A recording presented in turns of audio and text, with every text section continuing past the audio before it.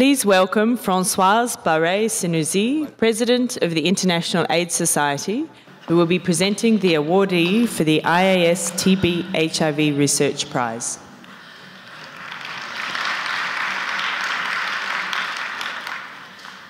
Good morning.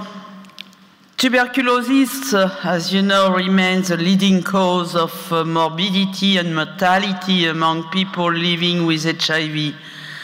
The exceptional scale of the HIV-related TB epidemics required urgent, effective, and coordinated action to improve prevention, diagnostic, care, and treatment services for people living with HIV and TB.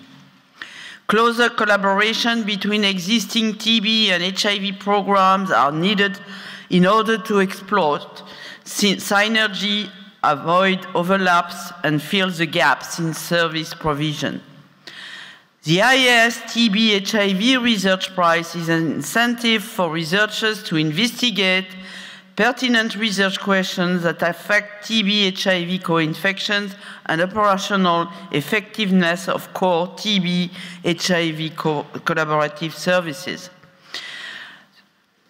The $2,000 prize is offered by the International AIDS Society to generate interest and stimulate research and basic clinical and operational research in the area of TB and HIV.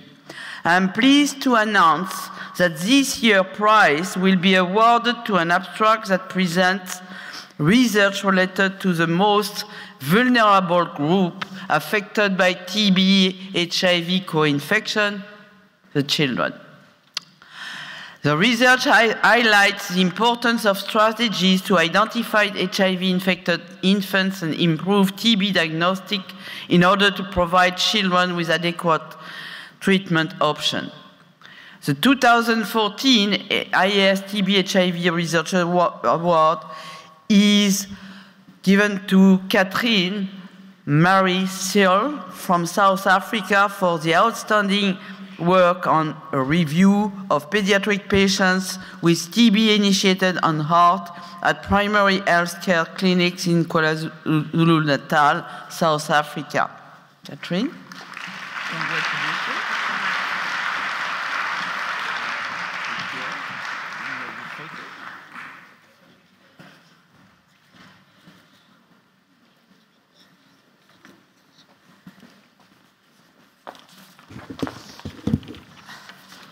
Françoise Barré-Senoussi, Jacques Normand, Director of AIDS Research of the US National Institute of Drug Abuse, and Jean-François Delfraisy, Director of the National French Agency for Research on AIDS and Viral Hepatitis, will now present the awardees for the HIV and Drug Use Research Fellowship.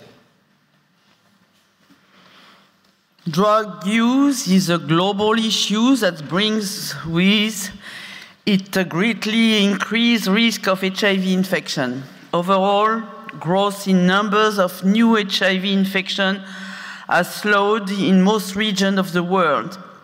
One exception to this trend, however, is the continued growth in number of HIV infections linked to injecting drug use, especially in Eastern Europe and Central Asia. Use of other substances such as alcohol, cocaine, methamphetamine is also associated with increased HIV risk behaviors. Harm reduction services still have to be scaled up to reach everyone at risk. Considering the high prevalence of HIV in people using drugs and other substances, there is an urgent need to increase research to better understand the impact of drug use on the progression of HIV and its interaction with treatment regimen.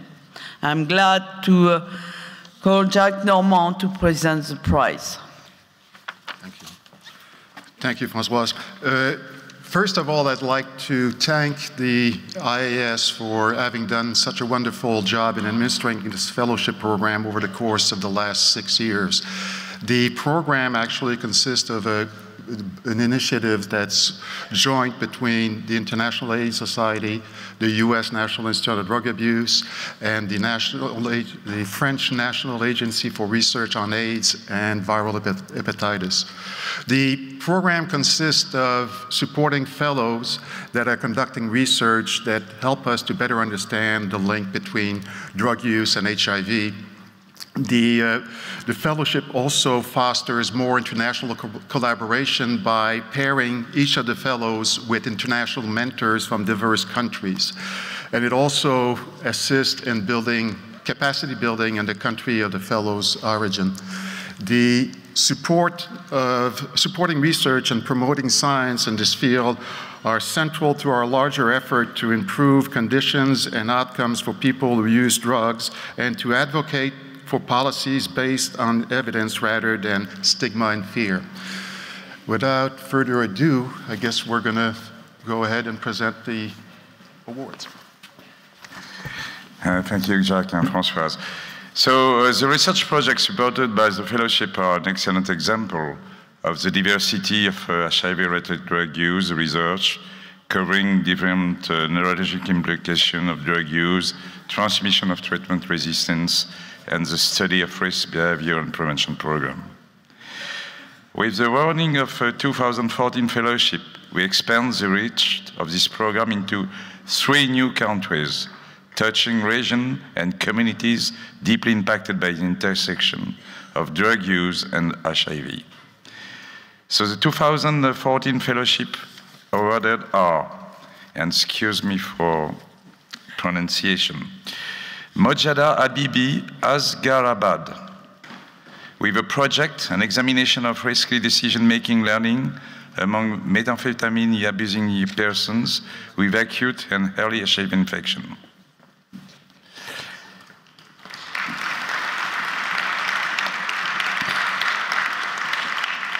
The second is Ernest Tafara Shivero from Zimbabwe to conduct the research project HIV-TAT and cocaine mediated modulation of CAMP implication for neuroaids.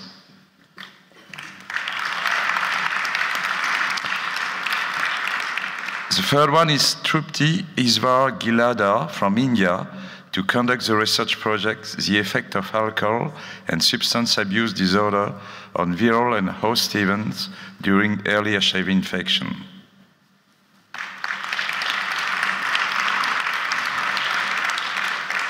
The fourth is Andrew Guys from UK to conduct the research project Translating the Promise of Methadone for HIV Care, a qualitative study of implementation in Kenya.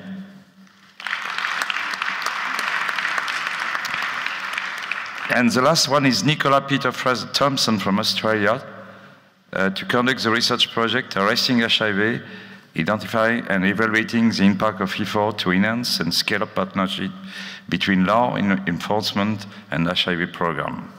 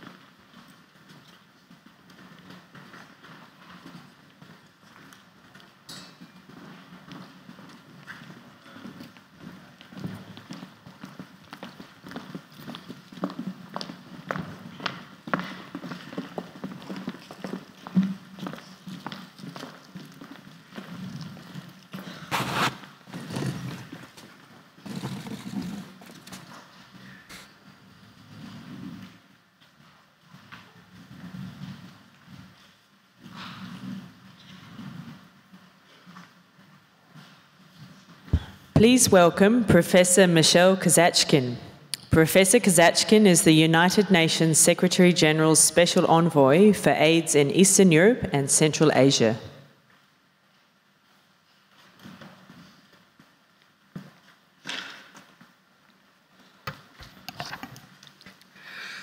Good morning, everyone. Bonjour à tous les amis francophones. Добрый день всем русскоговорящим. It's a pleasure for me to introduce today's first speaker, Dr.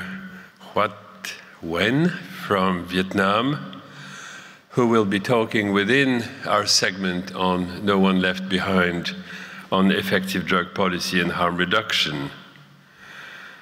Dr. Nguyen is a medical doctor and the founder and executive director of the Center for Supporting Community Development Initiatives, a Vietnamese non-governmental organization whose mission is to improve the life of marginalized populations through community empowerment and through the creation of an enabling environment. The Center for Supporting Community Development Initiatives serves sex workers, people who use drugs, people living with HIV and their relatives, men who have sex with men, and transgender people. Dr. Nguyen has been a passionate advocate for harm reduction since 2003. During this time, Vietnam has legalized harm reduction programs and is moving from mandatory rehabilitation to more voluntary treatment. Dr. Nguyen is chair of the Vietnam Civil Society Partnership Platform on AIDS and chair of the Council of Representatives of the Asia-Pacific Coalition of AIDS Services Organizations. In 2009, the World Economic Forum designated her as a young global leader in recognition of her contribution to important global issues. Please welcome Dr. Nguyen.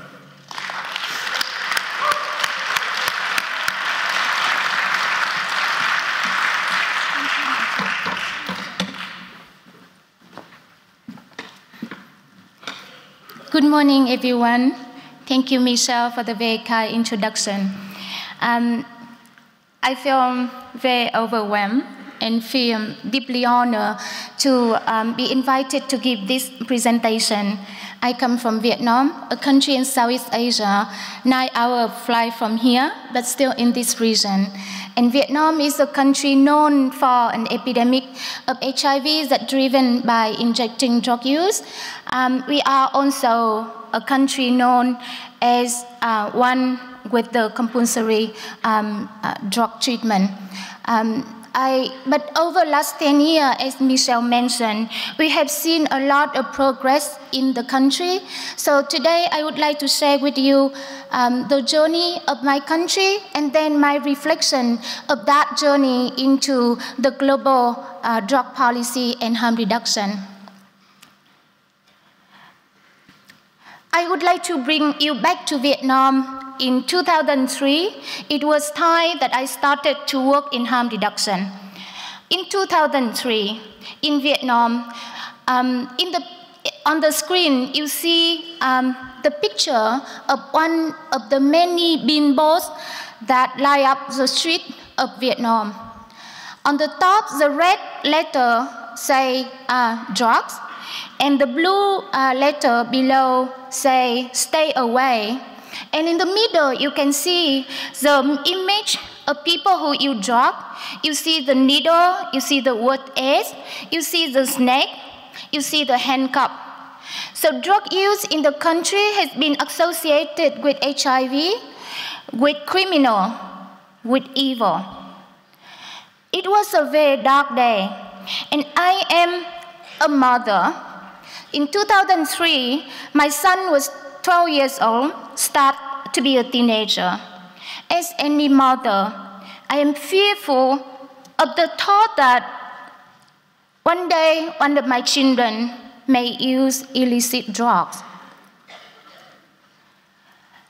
Not because of the fact that he used drugs, that scared me, but because his drug use would make him a target of the legal system. In most parts of the world, all sorts of drugs are made illicit. And if being caught even once, even for the first time, would subject my son to sanction. Being caught using with friends would make him a criminal for organizing drug use. Being caught with a dose with him would make him a criminal for storing drugs. And the fear list didn't stop there. He may get HIV or hepatitis. In 2003, in my country, 1 in 3 injecting drug users get HIV. In some places, the HIV prevalence among injecting drug users even higher. I visited a village near Hat Long Bay. Vietnam is known for Hat Long Bay, so one of the World Heritage. In that village, if you go to the cemetery, you see many graves of young people. The local people told me that in the early 2000s, every day they have a funeral of people with white flower. In my country, white flower are used in the funeral of the people who are not married. My son may become dependent of drug after using it. He may have an overdose and not being rescued. There's a study in my country show that about 1/4 of drug users who die of overdose. His life may be totally ruined, and so my family. As an ordinary mother, I was worried. As a doctor, I'm concerned that even my medical profession would not even be helpful for my own son if this happened to him. But my perspective changed when I met an Australian person. I'm sorry that he's not here today, and I didn't tell him that I'm going to talk about him. But anyway, I hold very dear Alex Vodak in my heart because he's the one who inspired me to work in harm reduction. I learned from him that harm reduction is a pragmatic approach to keep people healthy, alive, and be a part of the community. So any intervention that serves this purpose would deserve to be called harm reduction. It could be needle and syringe, it could be opioid substitution therapy, it could be community development, it could be legal reform, it could be anything. And today we even talk about ARV treatment for people who inject drugs as a prevention. I also learned that harm reduction effectively prevents transmission of HIV and hepatitis and other bloodborne disease. I was overwhelmed, I was so impressed, I was shocked to learn that in Australia, in 2003, only 2% of injecting drug users was living with HIV. It was unimaginable for me at the time, seeing so many people in Vietnam getting HIV through injection. I learned from him also that people who have a drug dependence can still live a healthy life. In Vietnam, we used to think that once you are dependent of drug, your life is finished. You can never go back, you can never live a healthy life. And I also learned from Alex, and today he's a passionate advocate of law and policy reform on drug issue, that law and social perception are very, very critical. And I learned that more and more over the year. But Alex also teach me that law and social perception are made by human. It was human who made the law, so human can change law too.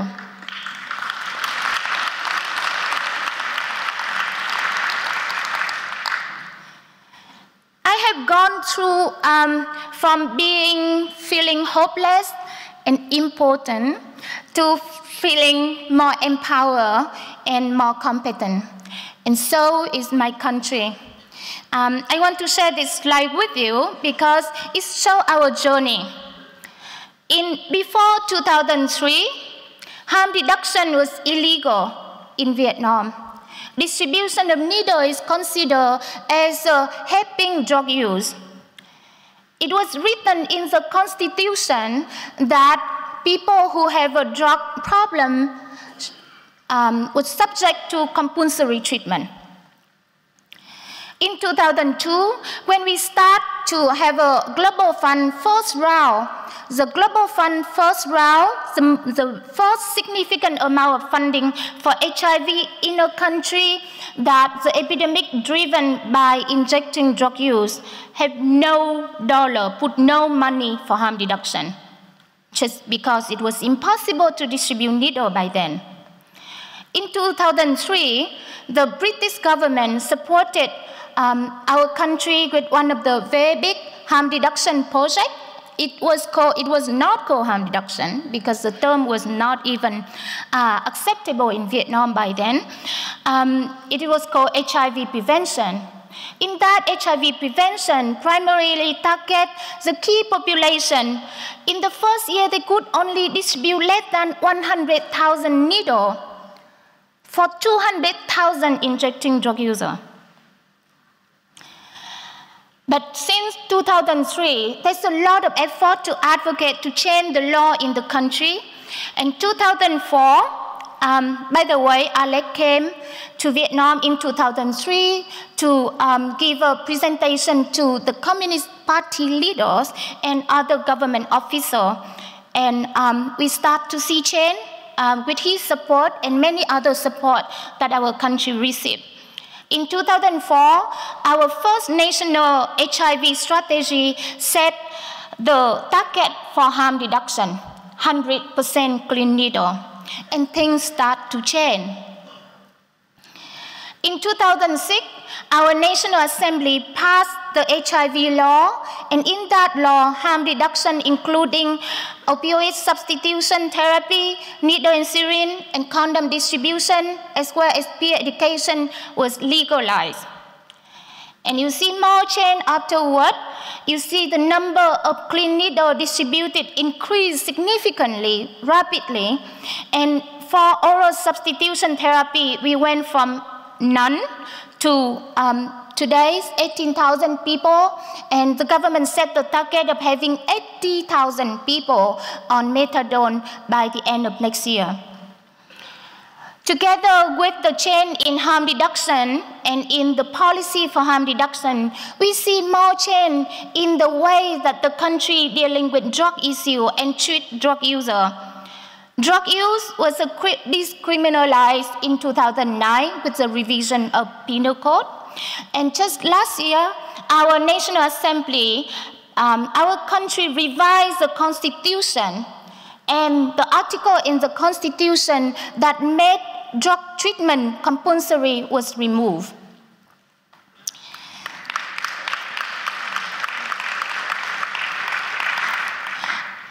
I'm happy and I'm proud that Vietnam have joined many other countries in legalizing harm reduction, in implementing and scaling up harm reduction. I remember in 2003, when Alex came to Vietnam to give a presentation, the number of the places that implement needle and syringe and OST was counted by city. He mentioned 40 cities, 20 cities. Now it is counted by country. And we see great change in the global harm reduction program and policy in last decade. And it is great, but it's not enough. We know that there are countries that have a lot of injection users, have a huge epidemic among injecting drug users, is not implement harm reduction. Russia is one example. But I hope to see change. I believe that the Russian government and other governments will soon to see the benefit of harm reduction. And in the next conference, we will see more countries implementing harm reduction and make harm reduction possible.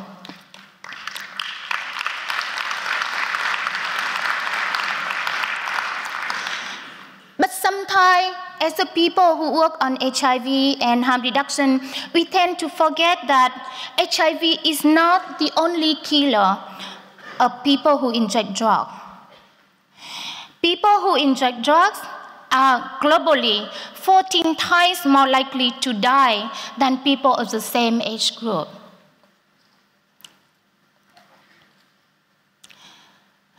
They may be die of overdose. Drug overdose, according to UNODC, killing about 500 people every day, every single day. So during the time of this conference, thousands of people may have died of drug overdose. But the good news is that opioid overdose can be reversed, especially with naloxone. And I salute WHO and thanks to WHO to take the leadership on this by recommending distribution of naloxone to the lay people, to the first responder to rescue opioid overdose. WHO is developing the guideline, and I'm really hoping that the country will take this guideline and implement this guideline. Then we can save thousands, 100,000, and millions of lives. I come from a country that is known for war. I come from a military family. My father is a general in the military, so is my big brother. We know war very well. But do you know that in the 20 years of the Vietnam War, we lost around 2 million people? That's a lot. But if you think about it, 20 years, 2 million people, it is 100,000 people a year. It's just half of the number of people die of drug overdose in the 21st century. So drug is killing a lot more people than war. And we can change that with naloxone, with overdose rescue program.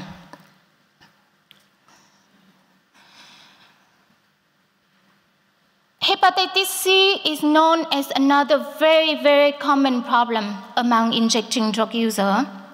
At least 60 to 80% of people who inject drug are infected with hepatitis C. Most of the people who inject drugs in Vietnam that I know are living with hepatitis C. This can be a very deadly killer. But the good news also that we have new Hep C treatment, and Hep C treatment is effective.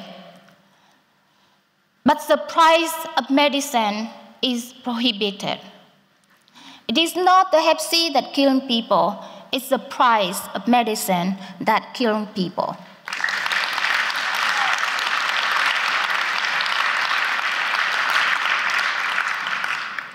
But we have good news too, that medicine don't have to be that expensive. People study it carefully, and they discover that the new drug that treats Hep C effectively would cost only less than $200 to produce. So there's opportunity to reduce significantly the cost of Hep C treatment so that more people can have access to treatment and more people can be cured by the treatment. And we also learned that Hep C treatment in combination with needle and syringe program and the opioid substitution therapy can reduce further the burden of hepatitis C. TB is a very common problem among people who inject drugs, but is often overlooked. We all know that TB is a leading cause of death among people living with HIV, and many of them are people who inject drugs. And regardless of HIV status, people who use drugs can be many more times likely to get TB than others. And once they get TB, they are more likely than others to die. It's not because the treatment is not effective to them, because they don't have access to treatment, or they cannot stand at the same time a drug dependent and a TB treatment. So TB treatment needs to go hand in hand with opioid substitution therapy and HIV treatment. We can combat TB among people who inject drugs. We need to work more on this. So I'm happy to see so many people working on TB today, but today we still talk a lot. We talk a lot about TB, HIV, and that's great, but we also need to talk about TB among people who inject drugs. Now, I'm coming to a sensitive issue. According to Human Rights Watch report, in the East and Southeast Asia, there's about 235,000 people who use drugs in around 1,000 compulsory detention and rehabilitation centers. Being a part of the country, living in the country all my life, I could see that compulsory treatment to many people, it comes with a good intention. It is to help people who use drugs, to help the family, to help the society. But unfortunately, good intention is not always matched with good intervention. Compulsory treatment, as stated by the 12 UN agencies, is not effective as the violating of human rights, and the UN call to the state, to the government, to close the center and to implement voluntary evidence-informed and rights-based health and social services in the community. We had several, last few years had been very difficult for our country because we are subject to a lot of criticism. But I am pleased to share with you that our government is responding very positively to this issue. In 2012, our National Assembly passed the Administrative Sanction Law, and according to the law, there certain conditions have to be met before a drug user is sent to court to judge if he or she needs to be sent to a compulsory rehabilitation. It was not like that before. Before, it's like local authorities sign a paper and then you go to the center. So there's a progress here. Also, just last year, our government passed a renovation plan on drug treatment with the ambition of renovating, reforming the drug treatment system in the country to scale down the compulsory treatment from 63% of people who use drugs to be sent to rehabilitation center in 2003 to 6% by 2020. It is not perfect, but we are making progress. And we need help because criticism is not enough. Drug treatment is a difficult issue. It's not easy. And on the one hand, we see that the comment, criticism is necessary, but it's not enough. We need a lot of support to build an effective community-based voluntary treatment for drug dependent. It is for the country, but firstly, it is for people who have a drug problem. So I call upon the UN who request the country to reform the drug treatment system to go to the community-based voluntary treatment. To support us, I would like to call upon everyone to help us to have an effective community-based voluntary drug treatment for people who are struggling in my country and in other countries. Oftentimes, I was frustrated when I heard people only focusing on the vein of drug user. Drug users are people. What they do with their vein are divided by what is in their heart, by what is in their brain. So we need to work with people who use drugs as a whole human being and not just focus on their vein, not just the needle or the drug, but it's the people we are working with.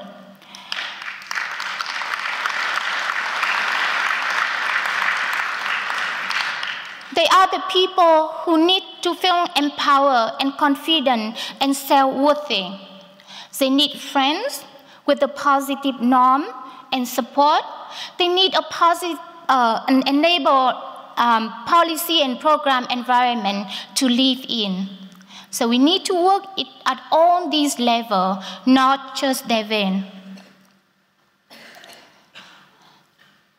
In last few years, we see not only policy change in the country of Vietnam, but we also see a strong development movement of the people who use drugs in my country.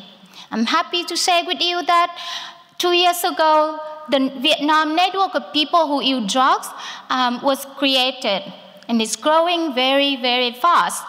And today, the drug user representatives are in different forums, discussing with the government, discussing with donors, give their input to policy and program.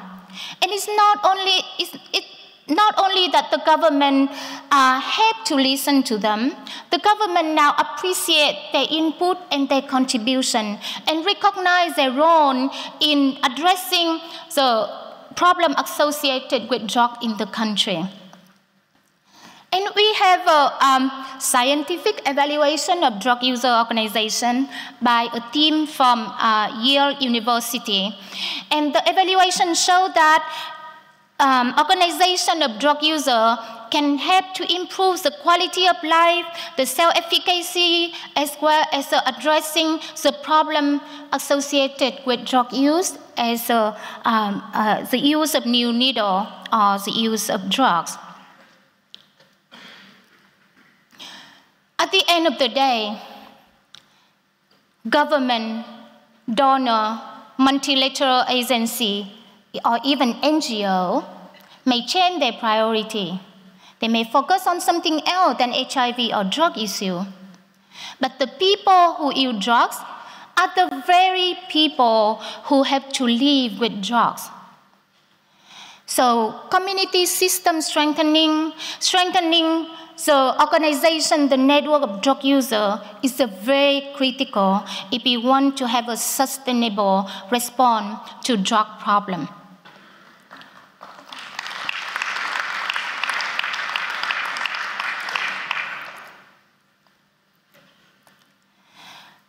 But we are facing a crisis in harm reduction. People used to call it a financial crisis. I would call it a finance and orientation crisis. Treatment as a prevention came out as a wonderful news, but it has a flip side. It makes people think that prevention is no longer needed, which is not true. In this conference, we talk about infection of hepatitis C, but also we talk about the reinfection of hepatitis C.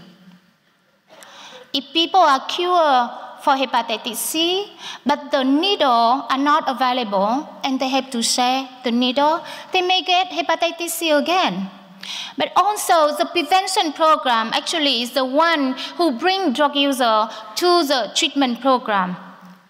So we cannot medicalize the HIV response. We cannot medicalize harm reduction. We need to do both harm reduction and treatment. At the same time, the global new funding model came out as a very, very smart approach. But with the limited funding, the country now, the stakeholders in the country are put in the situation, have to compete with each other for funding. So which prevention, which intervention would get priority, it is a problem. And the third problem is the funding to middle-income countries are being reduced, and we know that middle-income countries are the place that majority of drug users are living. We need probably about $2.3 billion for harm reduction, but international donors who support HIV only fund 160 million, only 7% of that. And the excuse is always that we don't have money. But it's not true. There's hundreds of billions of dollars spent on drug enforcement.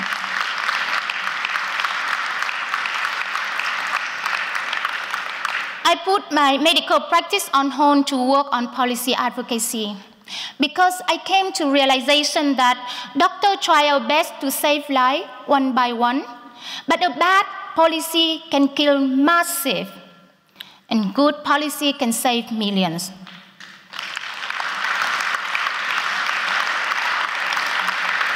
This is the call for action from the drug user community, and I joined the call, and I would like you to join the call. Stop criminalizing drug user, access to hepatitis C, hepatitis B, HIV diagnosis and treatment now, implement harm reduction now, and I would like to call also fully fund harm reduction and critical enabler. And lastly, thank you to the people who encouraged me and helped me with this presentation. This is a picture of the women who injecting drug user in Vietnam. Thank you very much.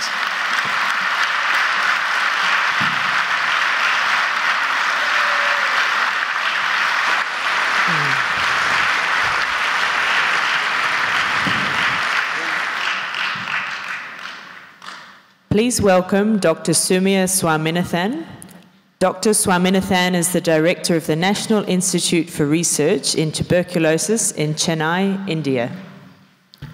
Good morning, and it's a great privilege to introduce the next speaker, Dr. Diane Havlir. I'm sure she does not need much introduction to this audience. She was the American co-chair of the last IAS conference in Washington, D.C., and an architect of the D.C. Declaration, a 9-point agenda and plan to end AIDS. Dr. Havlir is a professor of medicine at the University of California in San Francisco and chief of HIV at San Francisco General Hospital. She has worked as a clinician and researcher in HIV right from the beginning of the epidemic. And in these 30 years, she has made pivotal contributions to the field of HIV and HIV tuberculosis. She's played an active role on the global stage, has been working not only in the US, but in Africa. She's been chair of the HIV TB core group of the WHO, and was one of the people who helped start HIV drug resistance surveillance programs globally. She is served on the board of the Stop TB Partnership and is also an elected member of the Governing Council of the International AIDS Society. Diane is not only a brilliant clinician and researcher, but a great humanist, and believes that working with communities is the only way to have a sustainable impact. She has mentored and trained a whole generation of researchers, both in the US and abroad. Those of you who know Diane know her passion and commitment to this field, and I'm very lucky to count her as one among my friends and also as a co-worker in the field of HIV and TB. Please welcome Dr. Diane Havlir.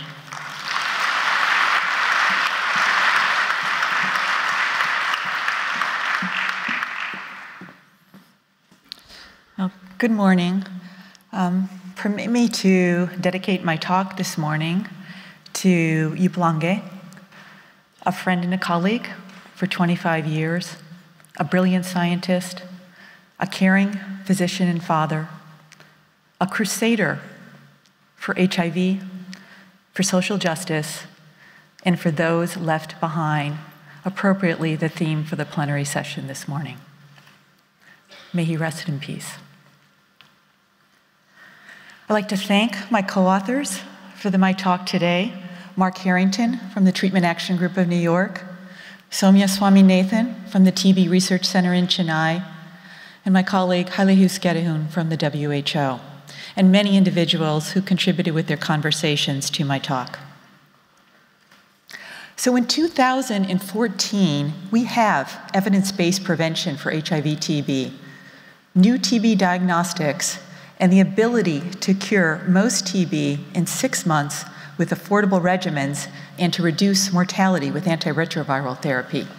Yet, we still have over 1 million new TB cases in HIV persons and 320,000 HIV-TB deaths every year. Why then do we still have so much death and suffering from TB in the HIV epidemic? Well, number one, we are not maximally implementing evidence-based interventions in a strategic fashion. Number two, most at-risk populations for HIV-TB, including children, minors, persons who inject drugs, and incarcerated populations, have not received adequate attention. And number three, our care delivery is often disease and not patient-centric. So 10 years ago, in 2004, HIV-TB was rampant, overwhelming communities and health systems. HIV causes a defect in the immune response to TB and increases the risk for TB disease 12 to 20-fold in persons living with HIV. This synergy has played out most dramatically in sub-Saharan Africa. And now what has become a classic epidemiologic paper by Slim Karim in The Lancet in 2009, he showed the relationship between HIV and TB and the close link. As TB spread across South Africa, TB caseloads skyrocketed in those same geographic areas. Well, 10 years later, in 2014, policy, the emphasis of co-management by the WHO TB/HIV guidelines, advocacy spearheaded by the Treatment Action Group and many around the world, and implementation treating HIV, preventing TB, treating TB, supported by PEPFAR and the Global Fund, have produced results. There has been an over 40% decline in HIV-TB deaths and an estimated over 1.3 million lives saved since 2004. So how do we build on this success? How do we move forward in 2014?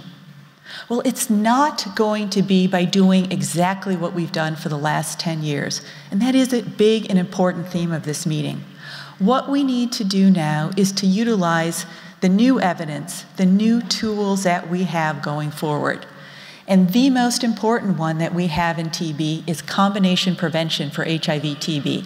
You've all heard about combination prevention for HIV. For HIV-TB, antiretroviral therapy is the cornerstone of prevention. A multitude of studies tell us that antiretroviral therapy produces a 65% reduction in cases of tuberculosis. And this is regardless of CD4 cell count. And this is a main impedance of why we should be offering antiretroviral therapy to all people living with HIV. Well, antiretroviral therapy is not enough alone. There was just a recently completed and published randomized trial conducted in South Africa that tells us that by adding isoniazid preventative therapy, we can achieve an additional 35% reduction in TB in high TB transmission areas, and it does not depend on the TB skin test. We also have tried and true transmission reduction strategies. We need to be screening people for tuberculosis, and we need to find the contacts of active TB cases and offer them preventative therapy. And infection control needs to move out of rhetoric and brochures. We can't have it so when people go in the hospital who are vulnerable and sick, that they're even more at risk to acquire tuberculosis because of inadequate infection control.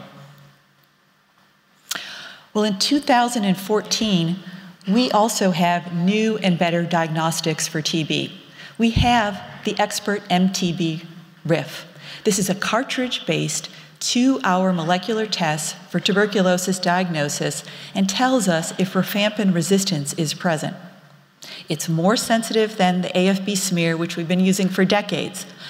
It works in children and in extrapulmonary TB, and it's an excellent screen for multi-drug resistant TB.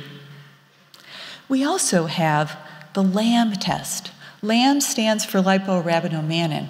Lamb is the major cell wall component of TB. It's a fat with some sugars attached, and it's secreted in the urine in a detectable way in persons with severe immunosuppression and highly disseminated TB disease. When we use this test in the right population, we get astonishing results. Earlier this year, Steve Lawn shared at CROI that there were 85% of the TB cases were detected with this 20-minute urine test in HIV-infected persons with less than 100 T cells entering the hospital with a new TB diagnosis. Well, for years, we debated when we should be starting antiretroviral therapy in persons with tuberculosis. Well, in 2014, we know the answer to that question. A treatment strategy of immediate TB therapy plus early antiretroviral therapy, 2 weeks for those individuals with less than 50 CD4 cell counts and no later than 8 weeks, will save lives and reduce HIV complications. And finally, in 2014, we have WHO policy that's harmonized to optimize outcomes in both HIV and TB. WHO recommends starting antiretroviral therapy early to prevent and treat TB, to HIV, and also to prevent TB. For those who have active TB not yet on antiretroviral therapy, supporting our new evidence base, antiretroviral therapy is recommended to start immediately within 2 weeks and no later than 8 weeks to reduce HIV-TB deaths and HIV morbidity. So we have these new tools. Well, how are we going to step up the pace? Well, we need to deploy them strategically. So first we need to understand who is dying from HIV-TB and why they are dying. So this slide lists the top 10 countries with HIV-TB deaths. At the top of the list are South Africa and Mozambique. These countries have high burdens of HIV, high burdens of tuberculosis, and also a big mining industry, and more on that later. You can see the third country is India, an enormous number of TB cases, even though the HIV prevalence is low, nevertheless, the third in terms of the number of HIV-TB deaths globally. And the rest of the list is rounded out by countries from East Africa, West Africa, and Sub-Saharan Africa.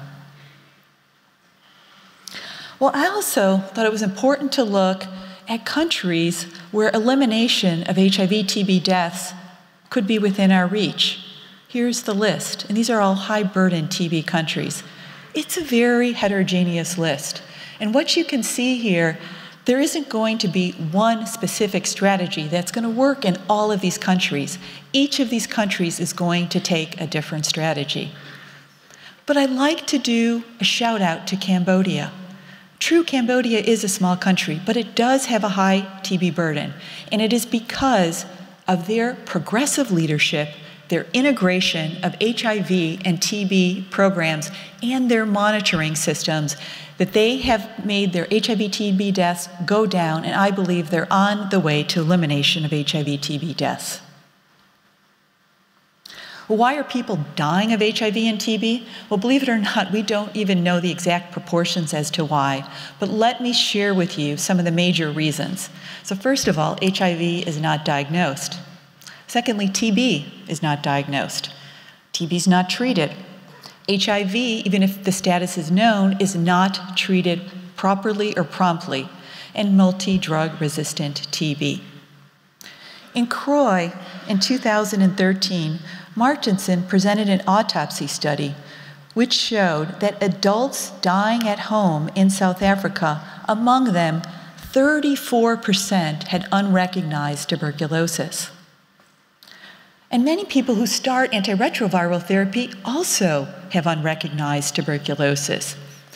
Among individuals in a study from South Africa who died within 3 months of starting antiretroviral therapy, 21% had undiagnosed tuberculosis. Well, if we don't diagnose HIV in individuals living with TB, antiretroviral therapy cannot be started. In this arena, we've seen great progress in Africa, and these numbers are already outdated, and over 70% of the TB cases in Africa, in some countries as high as 90%, HIV status has been determined. Globally, we're not doing as well. Where only 40% of the TB cases, the HIV status is known. Well, starting antiretroviral therapy is a necessity. But what we need to do if we want to make a dent into HIV-TB deaths is to start antiretroviral therapy in a timely fashion. And ART start globally is lagging behind our evidence-based guidelines. In a recently published study from Malawi, they looked at time to ART start before and after the new guidelines, which recommended rapid ART start. One of the important points that they found was ART within 2 weeks did increase from 30 to 46%, but that's not enough. And the best case scenario, if one combs the global literature, which I have, less than half of the patients receiving ART in a timely way to reduce mortality. One of the problems is we're not even collecting the information. We collect whether ART is started, but we don't collect the information of when it is started. The WHO does now recommend that, and I implore those of you sitting in the room, program directors and policymakers, you need to collect the time to ART start because that will propel us to a more rapid ART start and reducing HIV-TB deaths. Well, stepping up the pace requires that we adapt care delivery systems so we can apply the evidence. We have an HIV cascade that needs to be fixed. We also have an HIV-TB care cascade that is broken and is also in dire need to be fixed and monitored. Undiagnosed tuberculosis, late ART start, loss to follow-up and transition to HIV care all equal bad care and can lead to unnecessary HIV-TB deaths. Well, what then is the best model for HIV-TB care? Well, it's the one that is convenient for the patient and delivers quality care. There is no one size that fits all. And it is going to vary according to the epidemic, according to the HIV and the TB prevalence. Out of necessity, we're going to have to live for a while with referral models where there are 2 separate clinics. This puts a huge burden on the patients, but I don't think that we are fully utilizing the power of community health workers to help our patients in order to make care of both of these diseases more palatable and more effective. Integrated and co-located models, when you have HIV-TB care in one place, are clearly optimal. They require more effort on staff training and considerations such as infection control. However, the literature has borne out in program evaluation that co-location is not enough and not sufficient for optimal delivery of care. Most systems are still burdensome to the patient. This is a fixable problem. Adapting care means we need to incorporate these new diagnostics I spoke about. One of these includes the expert MTB RIF. South Africa took the bold policy of recommending expert MTB RIF for the first-line diagnostic for tuberculosis. Expert MTB RIF is being rolled out in South Africa.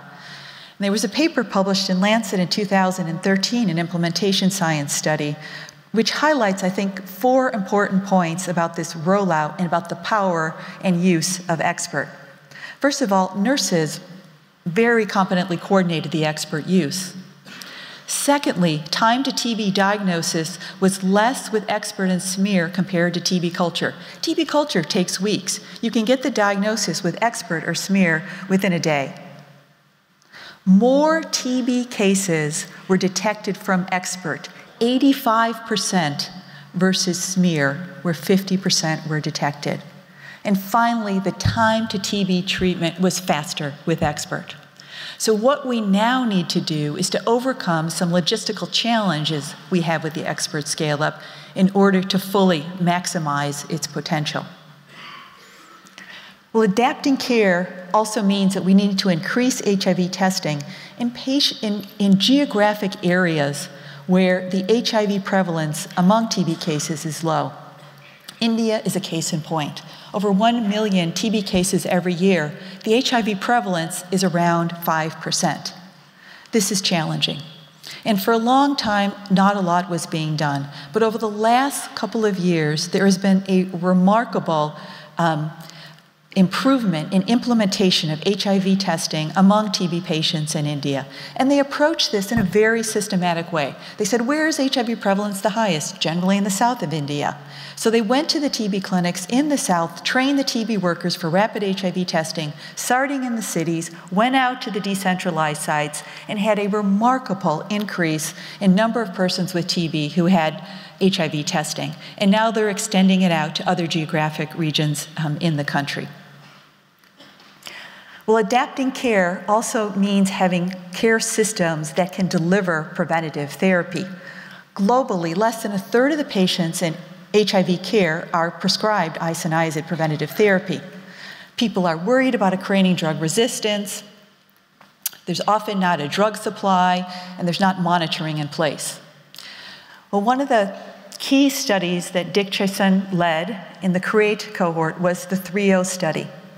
And the goal of the 3.0 study conducted in Brazil was to increase IPT uptake among HIV-infected persons.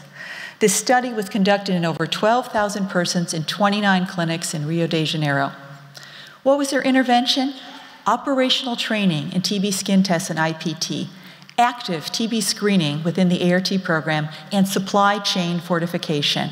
And with this, they were able to achieve a 27% reduction in TB and a 31% reduction in TB or death during the intervention period. These benefits have been sustained. And for the concern of drug resistance, multiple studies around the world have not borne that out. Well, stepping up the pace requires that we develop strategies for HIV, TB, most at-risk populations. Children are being left behind. The WHO estimates that there are 530,000 TB cases among children. Recent publications have come out to suggesting that's as high as 1 million. Children have more rapid progression of TB from infection to disease compared to adults. TB diagnosis is more difficult in children than in adults. And TB antiretroviral therapy dosing and dose adjustments are more complex. The cascade of care is even more challenging in children. Here are some sobering data to share with you. In a Malawi cohort, 32% of HIV-infected children were diagnosed with TB. Among those with TB, 20% died. There was an 8.8-fold increase in death in those not starting ART versus those starting ART within 2 months. In a study in Uganda of 1,700 children presenting with cough for greater than 2 weeks, only 17% were referred for microscopy. And among those found to be AFB smear positive, approximately half started TB therapy. Well, what's next? Well, there's many actions that we need to do. But clearly, some of the ones at the top of the list are preventing all HIV transmission, because we won't have HIV-TB if we don't have HIV in our children. In our children who are living with HIV, start antiretroviral therapy. And we need to be giving isoniazid preventative therapy for children, particularly prioritized to those children exposed to active TB cases. This is a moral imperative.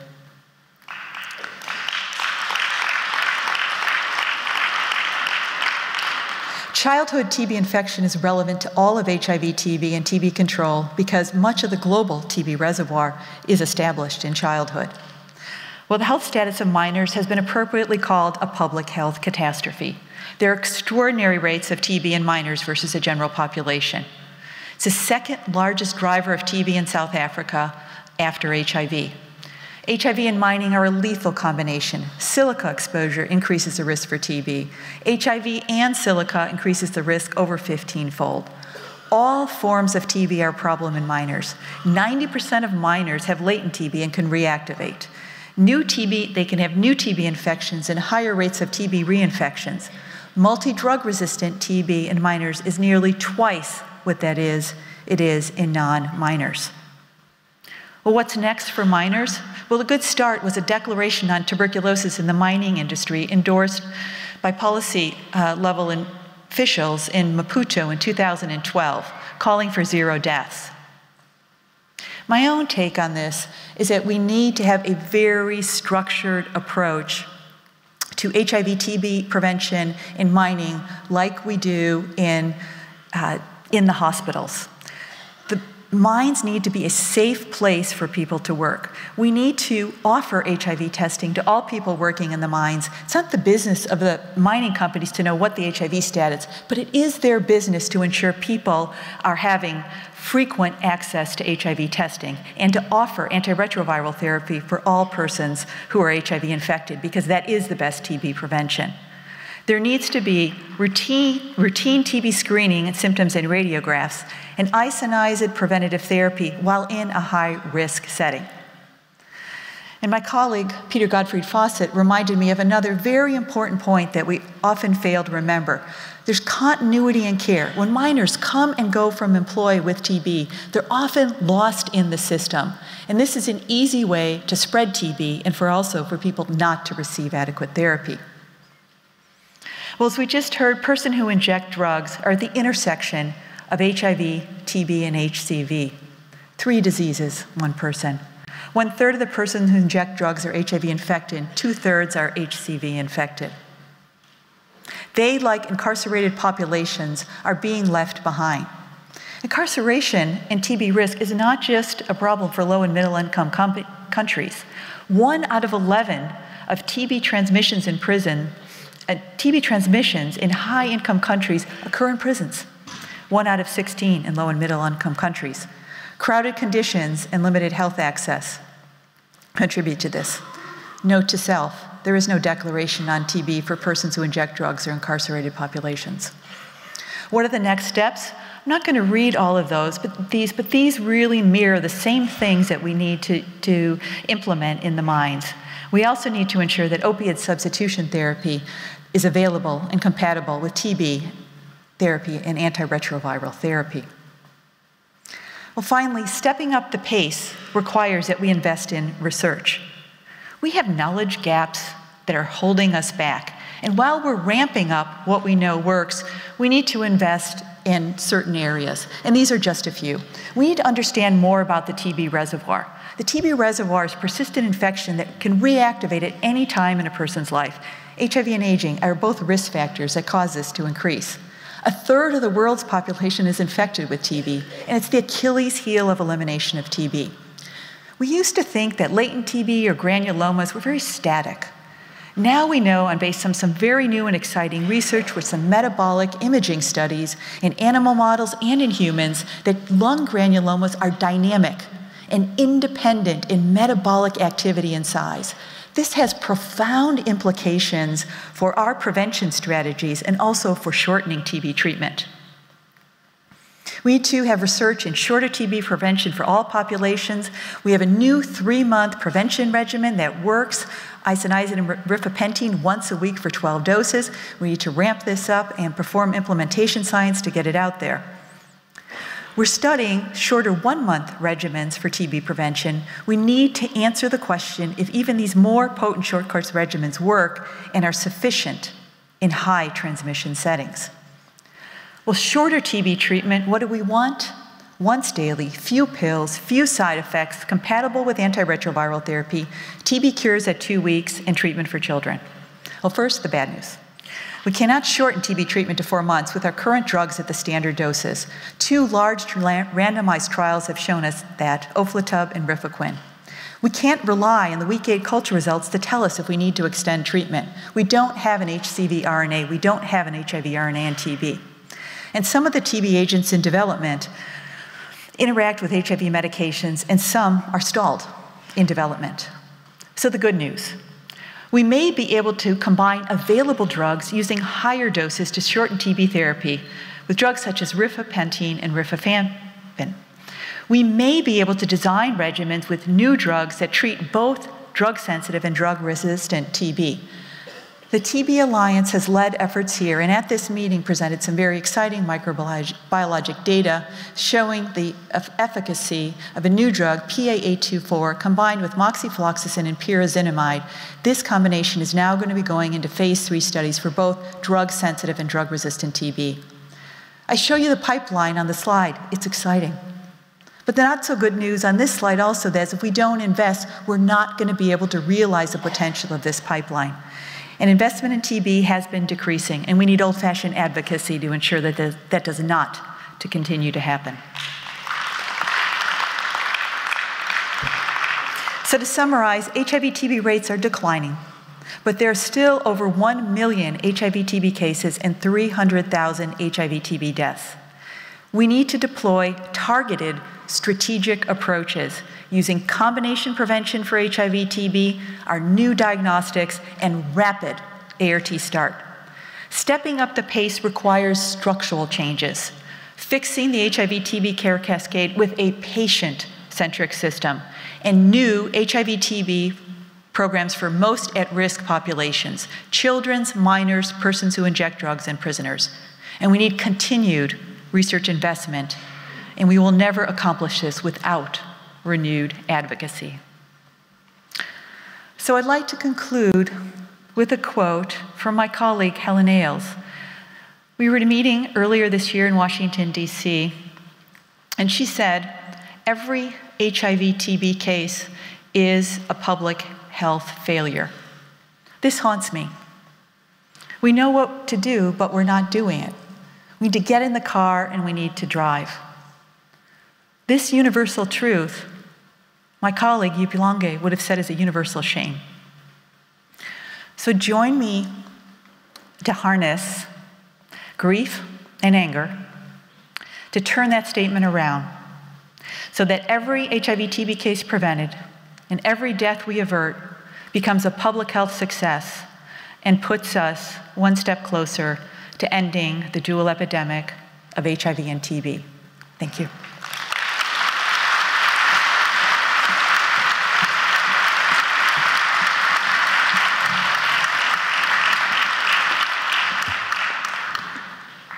Please welcome Professor Stephen Barral. Stephen Barral is the Director of the Key Populations Program at the Center for Public Health and Human Rights at the Johns Hopkins School of Public Health in Baltimore, United States of America. All right. Welcome, everybody. So it's just such a great honor today to introduce Daisy Nakado Namakula.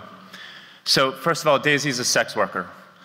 And Daisy also is a sex worker activist and an outspoken person advocating for sex worker rights in Uganda.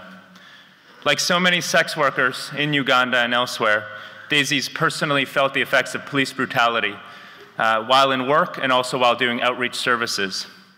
But also, and I think unlike so many others, she's an activist and has come out and spoken strongly against the police at great personal risk, but also won a case against the Uganda government attorney general regarding police harassment.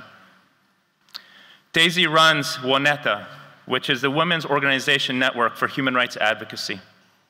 It's a sex worker-led organization in Uganda, the only one of its kind. It mobilizes sex workers, it forms cohesive groups, it engages social capital, and ensures to address HIV and AIDS in a sex worker-led way, which we know is the best way. Through her work, she engages government, police, in local, national, and global forums. She is actively involved in the media and is publicly outspoken about what it means to be a sex worker and what it means to be a sex worker living with HIV. This is her first plenary and her first conference, and I want us to welcome her very warmly. Thank you.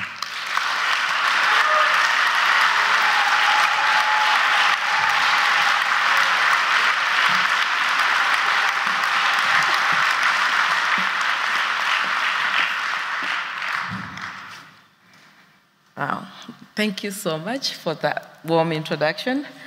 What you forgot is that I'm a professor.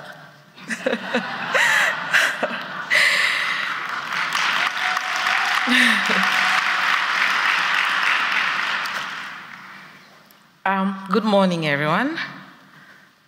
I'm very, very happy to be here.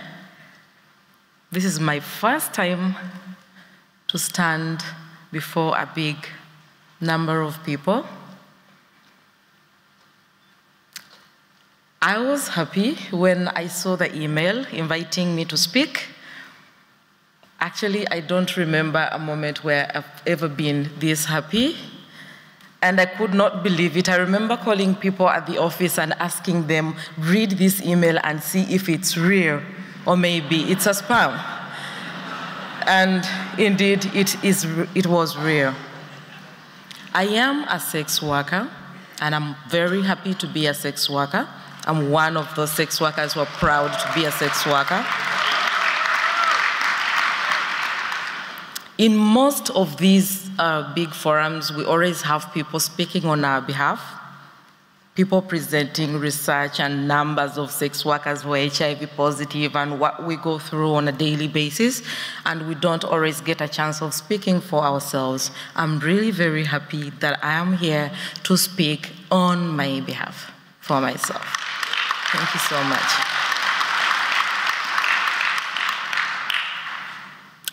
Ladies, gentlemen, and others, please allow me to dedicate this presentation to Martine, who died in a plane crash, the Malaysian crash. Martine was supposed to be here to watch me speak, and she was looking forward to that. Martine is one of a few people who have been working tirelessly to make sure that a sex worker like me has access to quality services.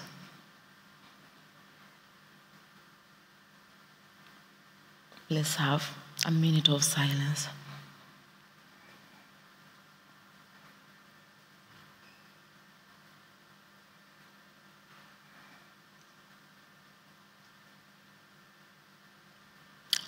Martine, rest in peace, and we will always remember you in the sex work movement in Uganda and the world at large for what you did for us.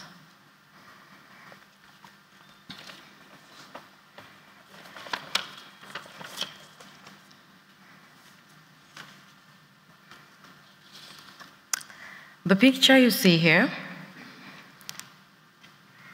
these are sex workers, some of our members posing with certificates after graduating from functional adult literacy training,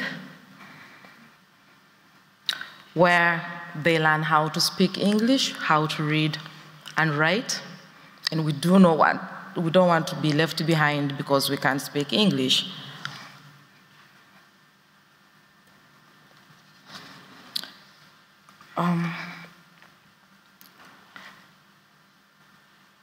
The Crane Survey report of 2010 indicates that we have 25,000 sex workers in Kampala, and this is only in the capital city of Kampala. We do not have the national statistics yet of knowing how many sex workers are in Uganda, but so far this is the number that we know that are in Kampala alone. And the Uganda AIDS Indicator Survey of 2011 indicates the HIV prevalence among sex workers is 35% compared to the general population, which is 7.3%. With this high HIV prevalence, our government, instead of working towards reducing it, it's increasing it more by introducing new laws that makes it more harder for us to access HIV treatment. You all know the Anti-Homosexuality Act that the President signed recently that is making it difficult for lesbian sex workers, bisexual sex workers, the transgender and the male sex workers into accessing healthy services. We have the Anti-Pornography Act that is also limiting us in one way or the other, by controlling us, what we should wear, and putting us at a risk of being arrested all the time. We have the Public Order Management Act. That is also another law that is very threatening to our organizing and how many numbers of sex workers you need to have in a group. You need to inform the police before you have a gathering. This is also something that is limiting our work. And the worst one is the newly HIV Prevention and Control Bill, the one that we call the Promotion HIV Bill, that was recently passed and is awaiting for the president to sign. If this bill is signed, we will suffer most. And we may not see an end to HIV soon. It has, among the clauses, it has the mandatory testing, where they test a pregnant woman and the partner. And we're asking ourselves as sex workers, where are we going to have a partner who will escort us to go for that testing? Does this mean we'll have babies who are HIV positive? That's a question that we're really struggling with. It also has a clause on forced disclosure, and if you fail to do that, a health worker has a right to disclose on your behalf to your partner, if your partner is at risk, and to everyone around you, which we all feel is not right. I remain with the right of disclosing, and I decide whom to disclose to. There is also a clause on attempt transmission. There is deliberate transmission, and of which these both can be used against us. Some of us have, openly shared our stories as sex workers or HIV positive. So a client who will want to see me in prison or who will want to get money from me can come and decide to remove a condom and go and report me that I was attempting to infect him with HIV. It will be one word against the other. There will be no witness. And the fact that the work I'm doing is criminalized, I'll be more criminalized than the client. And again, it is addressing discrimination, but not at the family level and the community level where we are more discriminated. So we feel there are some clauses that are really good and some clauses that we feel need to be amended. And if they are passed, we believe that this is going to take us behind from where we came from. We have seen a lot of donors pulling out from our country, and yet our HIV treatment depends on donor funding. And if all the donors pull out, I don't know if my country, Uganda, can afford to buy ARVs for all of us. I may be a sex worker, but I cannot afford that medicine. And it has happened to me before. I tested positive in 2000. I was 18. I was still young. I went to a health center, and I was told that I should start taking Septrin. Septrin was on sale. I was told I cannot access free Septrin. My CD4 counts were 200, and by then, if you had 200 CD4 counts, you're supposed to start medication. But it's because there was not enough medicine. So I was told to hold on as I take Septrin and have good nutrition, that hopefully my CD4 counts would go up. I stayed on Septrin since 2000 until 2007. In 2007, I fell so sick. I lost weight. One of the things I love in life is my body. And when people tell me to lose weight, I laugh because I know my weight can go anytime. I lost weight and I looked terrible.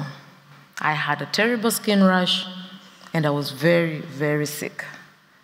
I went to the hospital and the doctor advised that I should have a CD4 checkup. The results, I had only 4 CD4 counts left in me. And the doctor suggested that I should be put on medication. Unfortunately, in 2007, at the center where I was, there was no medicine for me.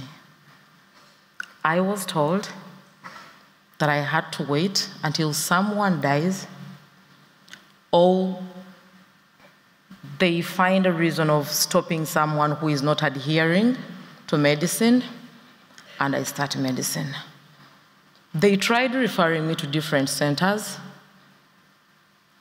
but it was the same story. There was no medicine for everyone. I'm talking about free medicine. So I went home wondering, when is this person they're telling me going to die? So that I start medicine, because I really wanted the medicine to live. And I saw it like as if there was going to be another Jesus Christ sacrificing their life for me to start medication. And also, another question was like, why do I have to wait for someone to die and get medicine at the time when I need it most? It was a very tough moment for me, and I waited for some time before starting medication.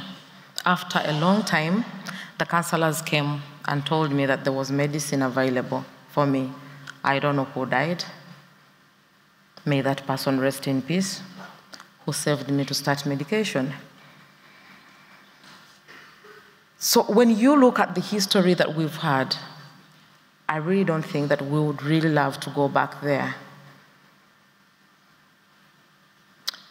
And when I started medication, I gained back my weight. The skin rash cleared, and I became normal again. And after that experience that I went through, I said, I do not want to see another sex worker queuing up, waiting for someone else to die so that they're put on medication. By then, there was not enough information about HIV. I remember very well the campaign during that time was the ABC, abstinence, being faithful, and using a condom.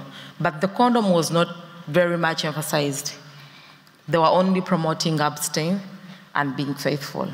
And I wonder, how can a sex worker abstain? Or how can I be faithful?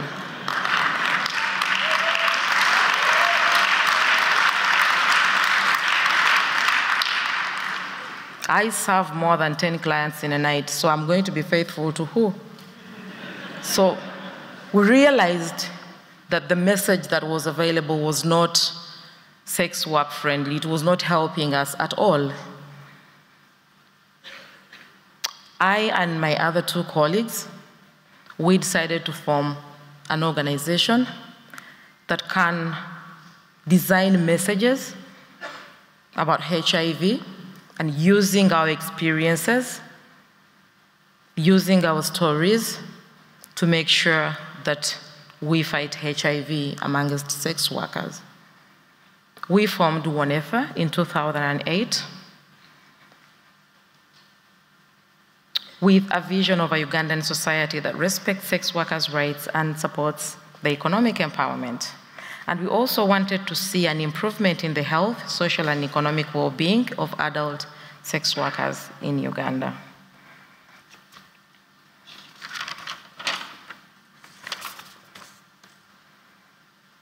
That picture you're seeing is a picture of sex work leaders in Uganda. during a training of leadership. We had a donor who supported the sex work movement in the Eastern and Southern Africa, which we call the Sex Work Leadership Institute, in ensuring that sex workers can be able to run their organizations effectively. And you can see they're all very good looking, good professors. You can't tell who is a professor there and who is not a professor. So when we organized, we made sure that we did the healthy outreaches and support. And under this, we have done the healthy counseling and testing, making sure that every sex worker knows their HIV status. We've had peer support, making sure that we do support one another, because we believe we are the only people who know what it feels to be a sex worker.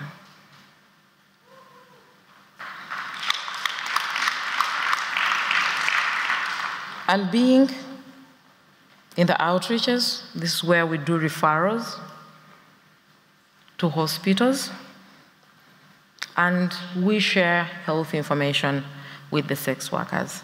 And this happens day and night, anytime when we feel the sex workers are comfortable to meet. We have also done community mobilization, advocacy, and partnership. We realized that being in a criminalized environment, we needed people to walk the journey with us. We could not manage alone. So we made sure that we approached several organizations, the lawyers, the mainstream women organizations, the health workers, hospitals, private and public hospitals, the women movement, the feminists. I'm happy to tell you that we have feminists in Uganda who believe in sex work as work,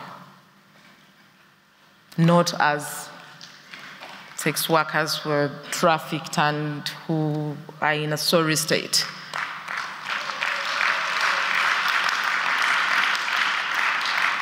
So we've managed to get support from these other organizations. We've partnered with lawyers who ensure that sex workers can be bailed out at any time. They're just a call away. And these women movement who have been there to mentor us and support us as their fellow women, because what we do for a living has got nothing to do with our womanhood. We still fit within the women movement. And under advocacy, we have managed to penetrate the government. We do sit in high-level meetings. We have also petitioned some deadly killer laws that are passed every day. In 2010, Wanetha petitioned the Speaker of Parliament against the HIV Prevention and Control Bill. We also joined the coalition of LGBTI, and we petitioned together the Constitutional Court over the Anti-Homosexuality Act. And recently, in May 7th, we took a lead, the sex workers, in petitioning the Constitutional Court against the Anti-Pornography Act.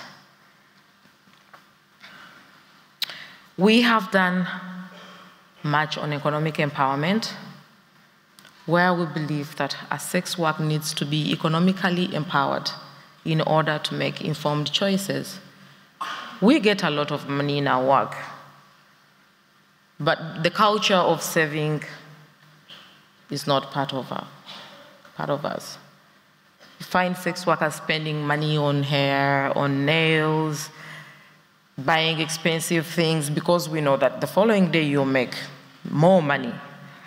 Forgetting that there is a time of retirement, there is a time when you'll not be able to work, when you're sick. So we have tried much. Again, we are not professionals in that, but we use our own stories. We use the sex workers who have been able to save. Sometimes we even bring in professionals to help us make sure that sex workers get the message and be able to save and invest in other businesses.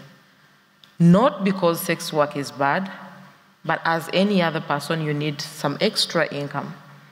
And this is also another way of fighting HIV, because when a sex worker is economically empowered, you cannot accept a client who comes with a lot of money to have unprotected sex with you. However much they give you, you're not that desperate because you know you have another extra income.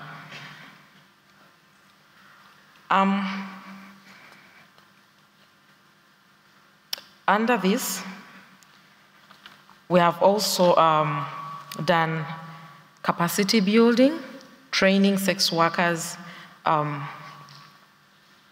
do mobilization.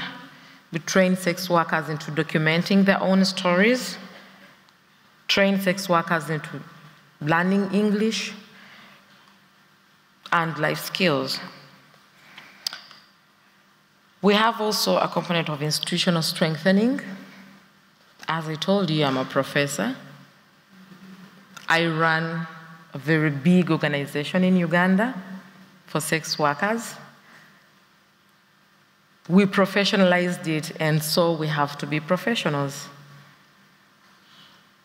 But we all know that some sex workers did not go to school. And in order to effectively run the organization, you need to have more skills, not only the skills we acquire in sex work. So we have managed to support sex workers into going back to school.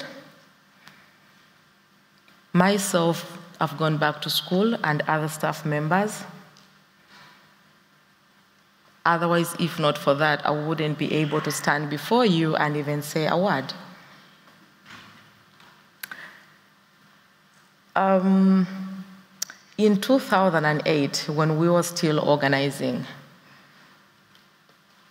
I don't know if there's anyone in this room who attended the conference that was in Maputo in Mozambique, which was organized by the Coalition of the African Lesbian. It was my first time to fly, and you all know that excitement when it's your first time to sit on a plane. I was very happy. It was like a dream come true for me to sit in a plane. But at the same time, I cried till the time I left that conference. I was the only person who couldn't speak English in that conference.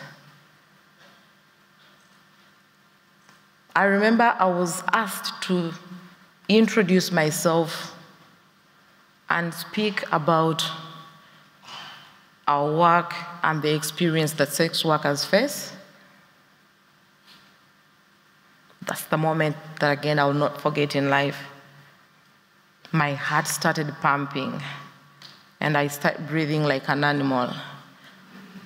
I remember one of the colleagues that I traveled with was from another organization. I went close to him, and I was like, Pepe, what should I say? I was like, no, just tell them about your work and, introduce yourself. I said, how? What do I tell them exactly? They said, oh, so you don't know what you do? I said, I know it in Luganda, but not in English. I can say it in the local language, but no one understands my language here. So it was a very, I was so smart, dressed in a very beautiful suit. As you know, sex workers, we love clothes. And whoever looked at me thought I could speak that, super English, but I couldn't. I really felt embarrassed. I felt bad. And I said, I really need to learn English.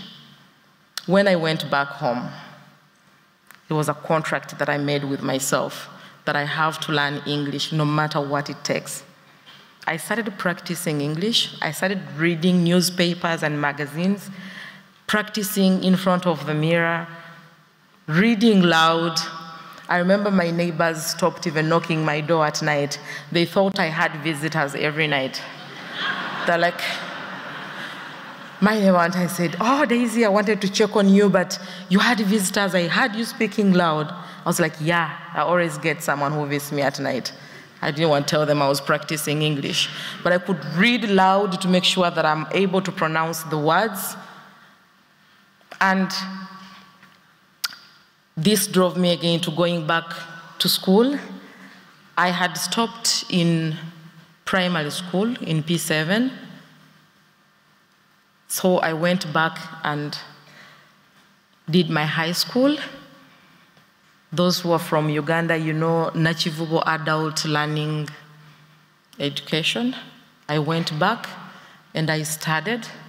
What people study in 4 years, I studied it in 1 year, and I sat for my exams and I passed.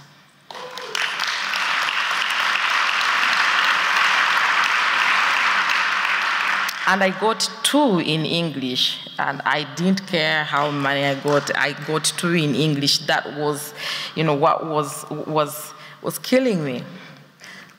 And the credits that I got were enough to take me to the university. And last year, we got someone who believes in our cause, who supported us to going back to the university.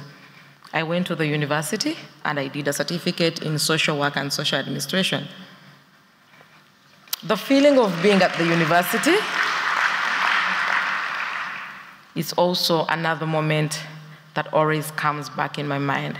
I remember even my clients used to call, where are you? I'm like, I'm still with my lecturer. I'm at campus. I mean, that was always my dream of being at the university.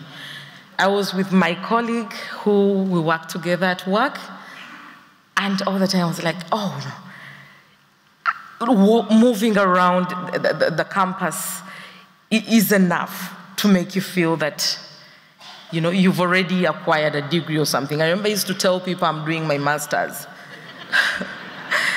I didn't tell people that I was doing a certificate.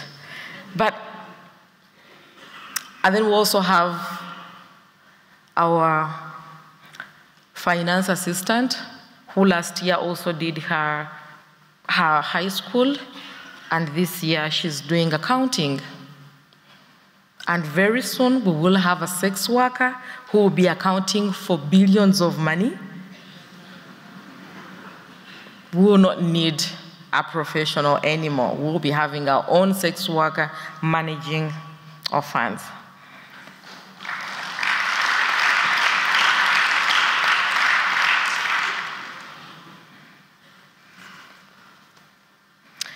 And as I said, in that picture, you can see a peer educator distributing condoms to our fellow sex workers. And we are high promoters of prevention. We do not want new infections. And we do not want people who think that we are disease carriers. The photo down there, we took it during the Sex Work Leadership Institute training, where we had a session on self-care, body and mind. With our criminalized environment, we always tend not to think about ourselves. It's always the law. As you think of this law, another law is being signed. As you think of this law, the police has arrested a sex worker. So we are always into work, into, you know, and we always forget about ourselves. So this session helped us into realizing that we need to give ourselves time. We need to think. We need to treat ourselves, because if you're not healthy, then you'll not be able to support the community the way they need the support.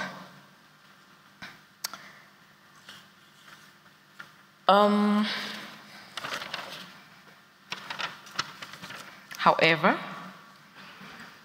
we still have some challenges, despite all that has happened. Sex work is still illegal in Uganda and in most parts of the world. And this is a problem to all the sex workers in the world. Sex work is still not a priority, despite the HIV prevalence that is high.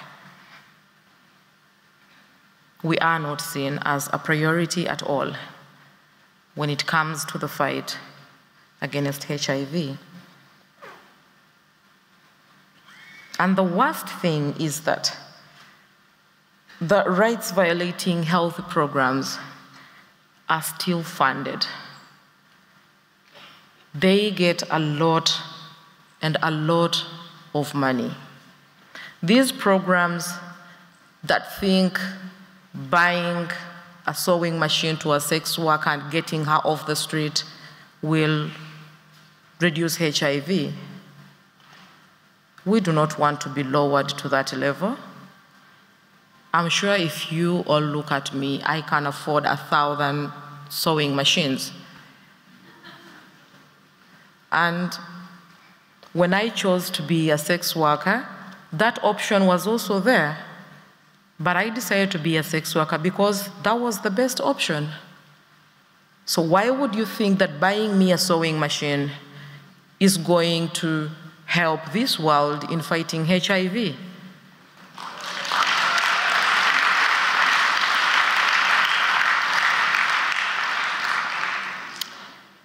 And then also, we are not involved. We need to be involved meaningfully. We've seen a lot of programs that are receiving huge funds and having sex workers as peer educators. I've shared my story with you.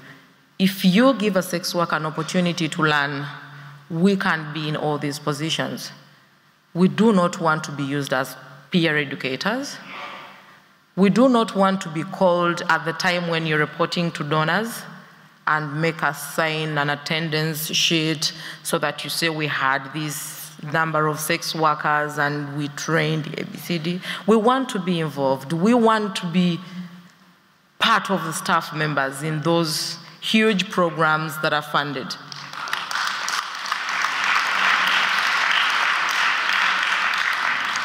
And this is because we can. I'm talking through experience. We can run big programs. We do not want people to receive huge funding on our behalf and have us as peer educators.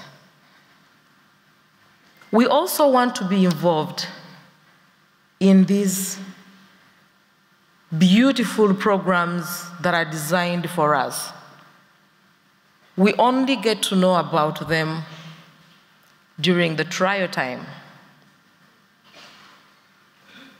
And how do you think that they will be effective when we are not involved? Sometimes they are good, sometimes they are bad. So if you involve us, hopefully we can advise. With the experience we have, we can advise so that you don't waste much money on designing a program because you can write the best proposal and think that this program will benefit the sex workers or will in any way support in reducing HIV.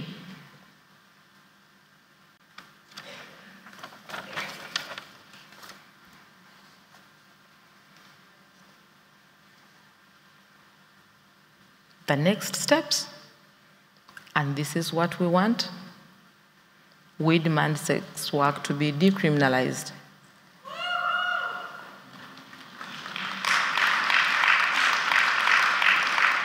Am I talking to people here? Decriminalize sex work.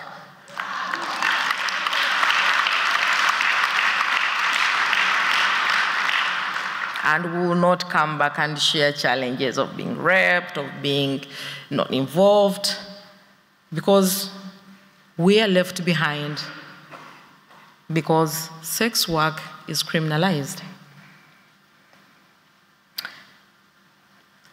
I know some of you would want to engage sex workers in your programs, but you don't know how to do it.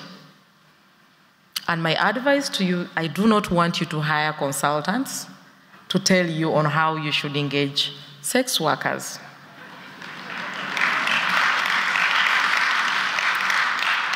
We do have a book that when you read it, sex workers participated in this. So all you can do, visit the Sex Work Networking Zone and get a piece of this. It has a website where you can get a free copy, download it, we will not charge you. And it was already catered for by the World Health Organization and other partners. Use that money that was going to pay a consultant to tell you on how to engage us into doing another program and engage the sex workers. Please.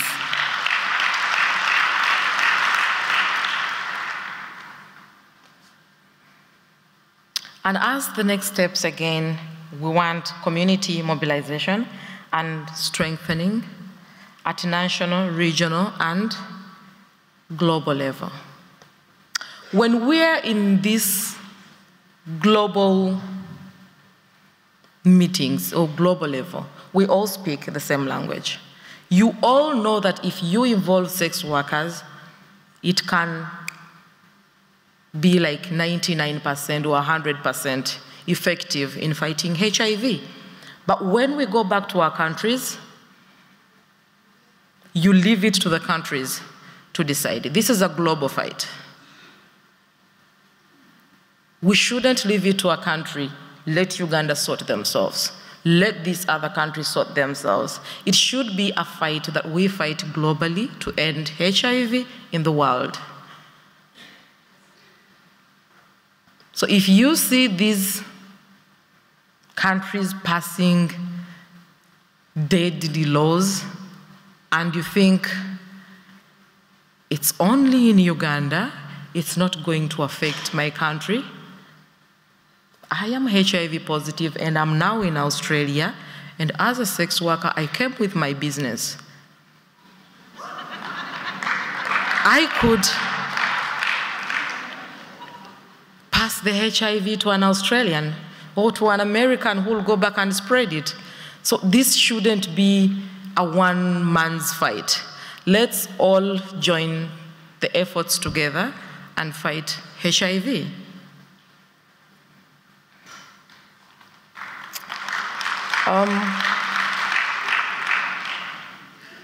We also want to bring an end to the rights violating health programming. And I beg you, please, stop funding sewing machines. They are not going to help at all. Please, please, please increase engagement and consultations with sex workers. Increase investment and scale up sex work-led services. We do appreciate that there are donors who are ready to take a risk and support us, knowing that we do not have any background in financial management. We cannot write the best proposals, but they are ready to support us. And we have those ones that are not willing to support us because our proposals cannot compete with other proposals. And again, invest in sex work leadership because we need those skills. Now, ladies and gentlemen and others, allow me to thank the organizations who have put their confidence and seen value in WANEFA as valuable partner in the HIV response. At least they have not left us behind. We hold you in high regard. And I have a list of them here. We do have the American Jewish World Services. We have the Open Society Foundation. We have Mama Cash. We have SOAR AIDS Fund, Netherlands.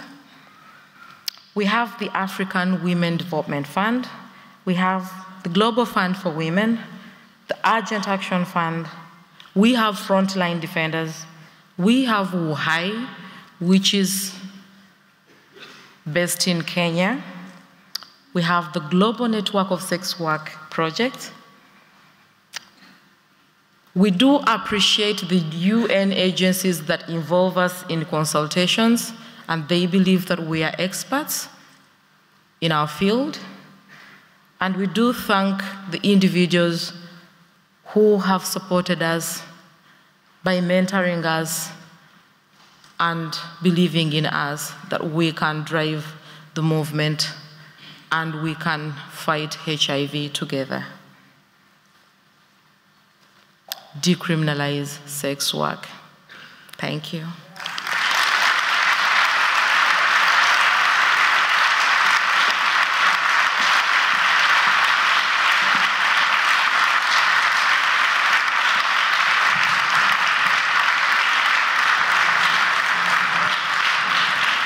Please welcome Mr. Ken Clement. Mr. Clement is the Chief Executive Officer of the Canadian Aboriginal AIDS Network and a trustee of the Vancouver School Board. Thank you.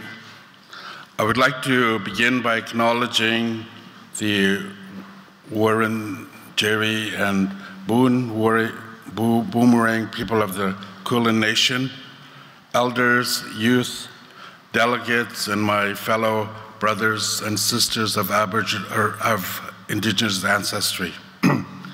James Ward has been involved as a leader in the International Indigenous Working Group on HIV/AIDS and is the Deputy Director and Head of Preventative Health at Baker IDI in Alice Springs, Central Australia.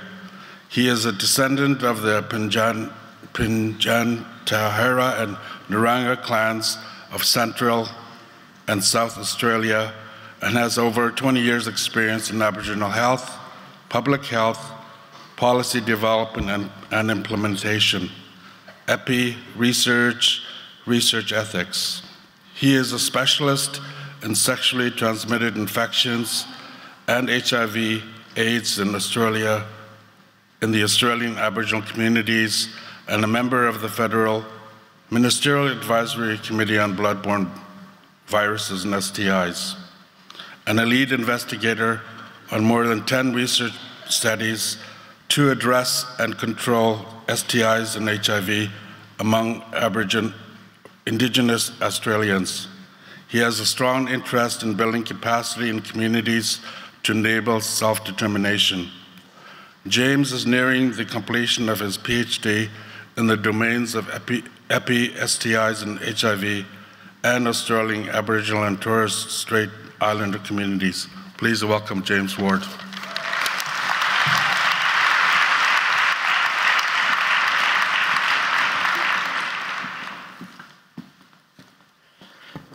Good morning, everyone. Let me acknowledge the traditional owners of country here in Melbourne and thank them for their preservation of culture and law.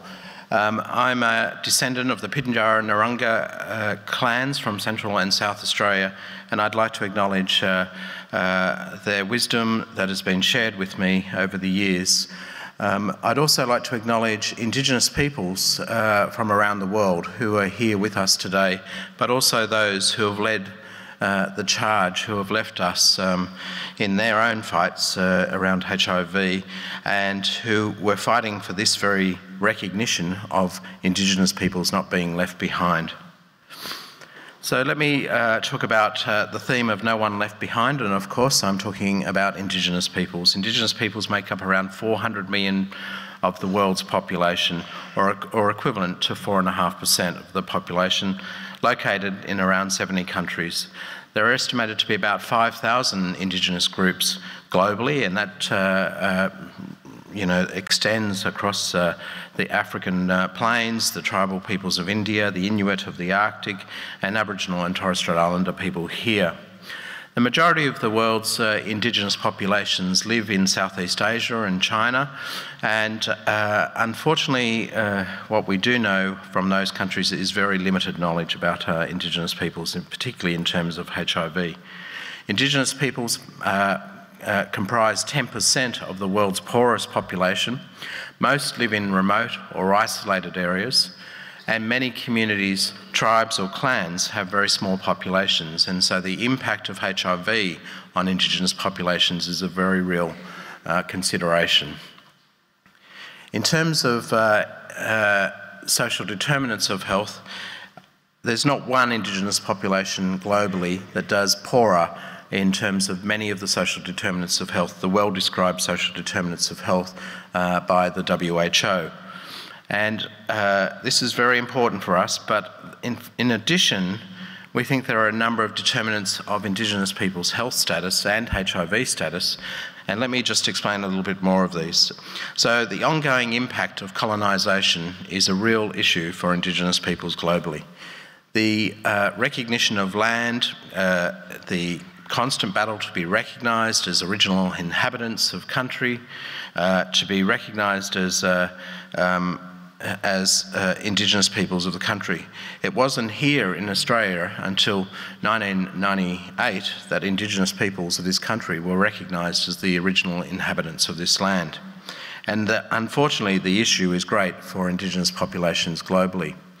This battle to be recognised has many issues that bring alongside it, and intergenerational trauma has been well described among First Nations people in Canada and its impact of colonisation, particularly the use of injecting drugs or illicit drugs and other trauma caused by previous policies that impacted significantly on Indigenous populations and specifically on Indigenous populations only.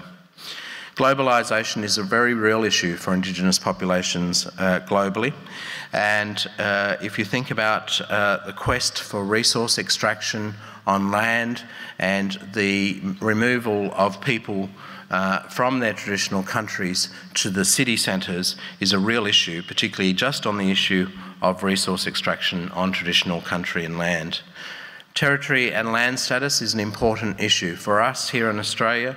Aboriginal and Torres Strait Islander people, without recognition of you as the original inhabitants of the land on your territory or your land, has devastating impacts on the health status of Indigenous peoples.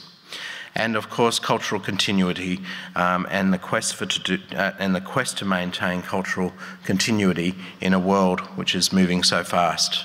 I guess these issues are not specific to Indigenous populations, but poverty, stigma and discrimination drive a lot of poorer health outcomes in Indigenous populations. So what do we know about Indigenous peoples and HIV globally? So I'm going to start with some of the developed nations countries firstly. So you can see here, this is a study published in 2011 by Bev Shea, Clive Aspen and myself and a range of other authors, which really looked at rates per 100,000 of HIV prevalence. Across these 4 countries, which are often compared for health status, you can see there is great disparity, particularly among Canada's First Nations peoples. The rate per 100,000 is around 5 to 6 times that of the rate of diagnoses for HIV in Australia. And unfortunately, that epidemic has been driven by many of those issues, the determinants I talked about just a moment ago, injecting drug use and predominantly affecting populations such as women and young people. So what do we know about other Indigenous populations? So what we do know is that there's a whole range of small studies, and they range in in the size of the populations, but there are a whole lot of estimates for Indigenous peoples globally. And you can see here the population in West Papua of the Indigenous peoples, it's estimated to be a 3% prevalence, in Cameroon 10%, Guatemala 6%. The Inuit of Greenland, although there's not prevalence data for HIV infection, 4 times the amount of AIDS-related deaths in the Inuit people in Greenland compared to continental Europe, 7% in Peru, Uganda 6%, and unfortunately where the majority of Indigenous peoples live globally, such as India and China, we have very, very little information about the prevalence of HIV in Indigenous populations in those countries. So let me briefly talk about the characteristics of the HIV epidemics in Indigenous communities globally. And this is men who have sex with men are often the least affected population. Indigenous women are absolutely overrepresented in HIV epidemics. There's a younger age profile at diagnosis for Indigenous people. And of course, late presenters and people presenting with advanced disease is characteristic of HIV diagnoses in Indigenous communities. There are a number of cofactors that are common across Indigenous populations. Many communities have high rates of other STIs, and of course injecting drug use is much more common in Indigenous communities than it is for non-Indigenous communities. Let me talk about data quality and its impact. Most countries, as I've just shown, have absent data for Indigenous peoples as a whole. There are obviously sensitivities around collection of data for Indigenous populations, and particularly around the stigmatisation of Indigenous peoples. There's absolutely an absence of evaluation data on the effectiveness of Indigenous-specific programs, particularly how to reduce prevalence and how to prevent HIV in Indigenous communities. And we all know that an absence of data can lead to a widening of gap between populations. And it's things like treatment as prevention agenda, which really is a worrying thing. If we don't have data, then we can't participate in the treatment as prevention agenda, and therefore getting to zero among Indigenous populations is it's considered very much an impossible task. So we do need to change things around data collection. I've just thrown in a few slides, so for those of you who don't get to the north of Australia, you get to see it at least here. So that's a picture of the Darwin. The first people, let me just talk a little bit about the HIV epidemic among the first peoples of Australia, Aboriginal and Torres Strait Islander. Aboriginal and Torres Strait Islander people make up 3% of the total Australian population. We're the world's oldest continuing culture. And overall, we have a poorer health status compared to non-Indigenous Australians in that we have a standardised mortality rate of 3 times that of non-Indigenous Australians.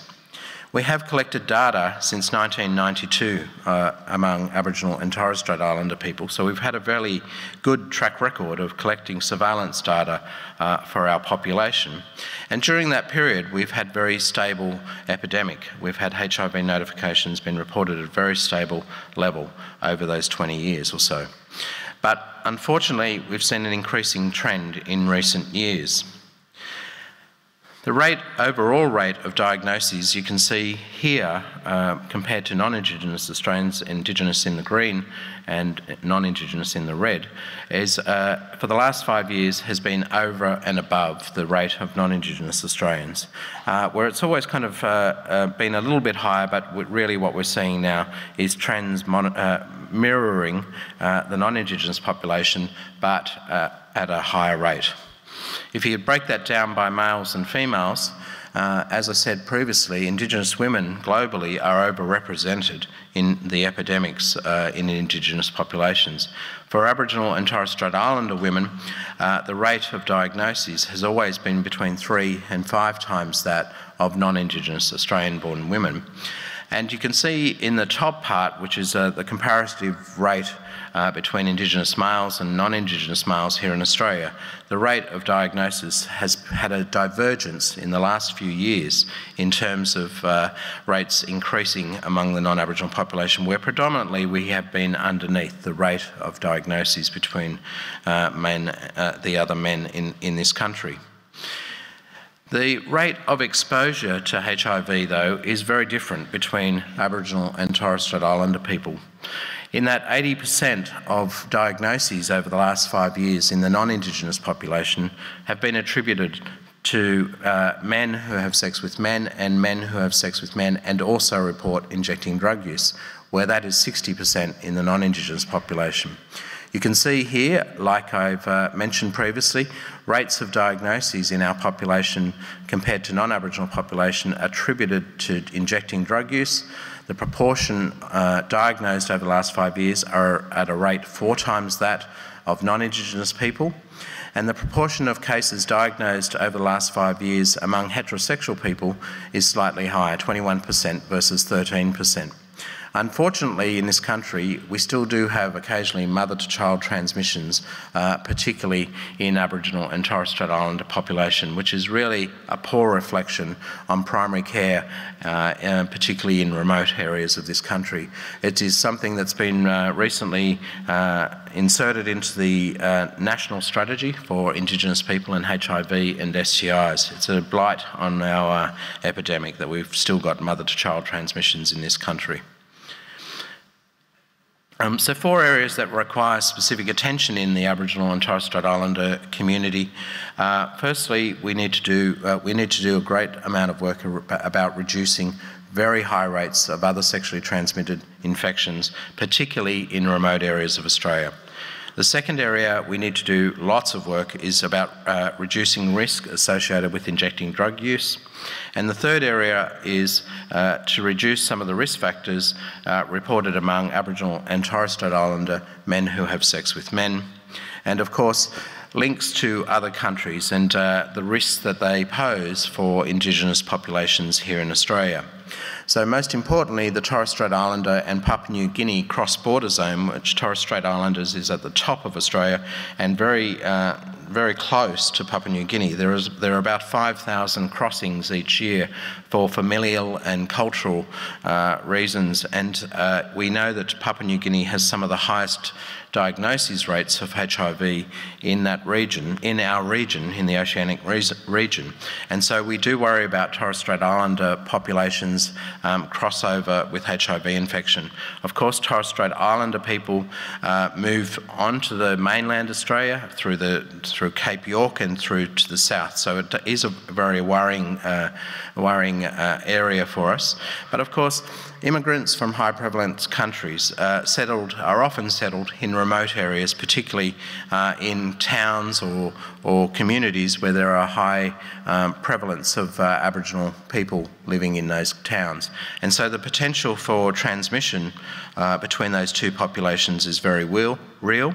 And similarly for mining in remote areas of Australia, it is a very real scenario for us in remote areas who have probably less health literacy and poorer health education outcomes overall.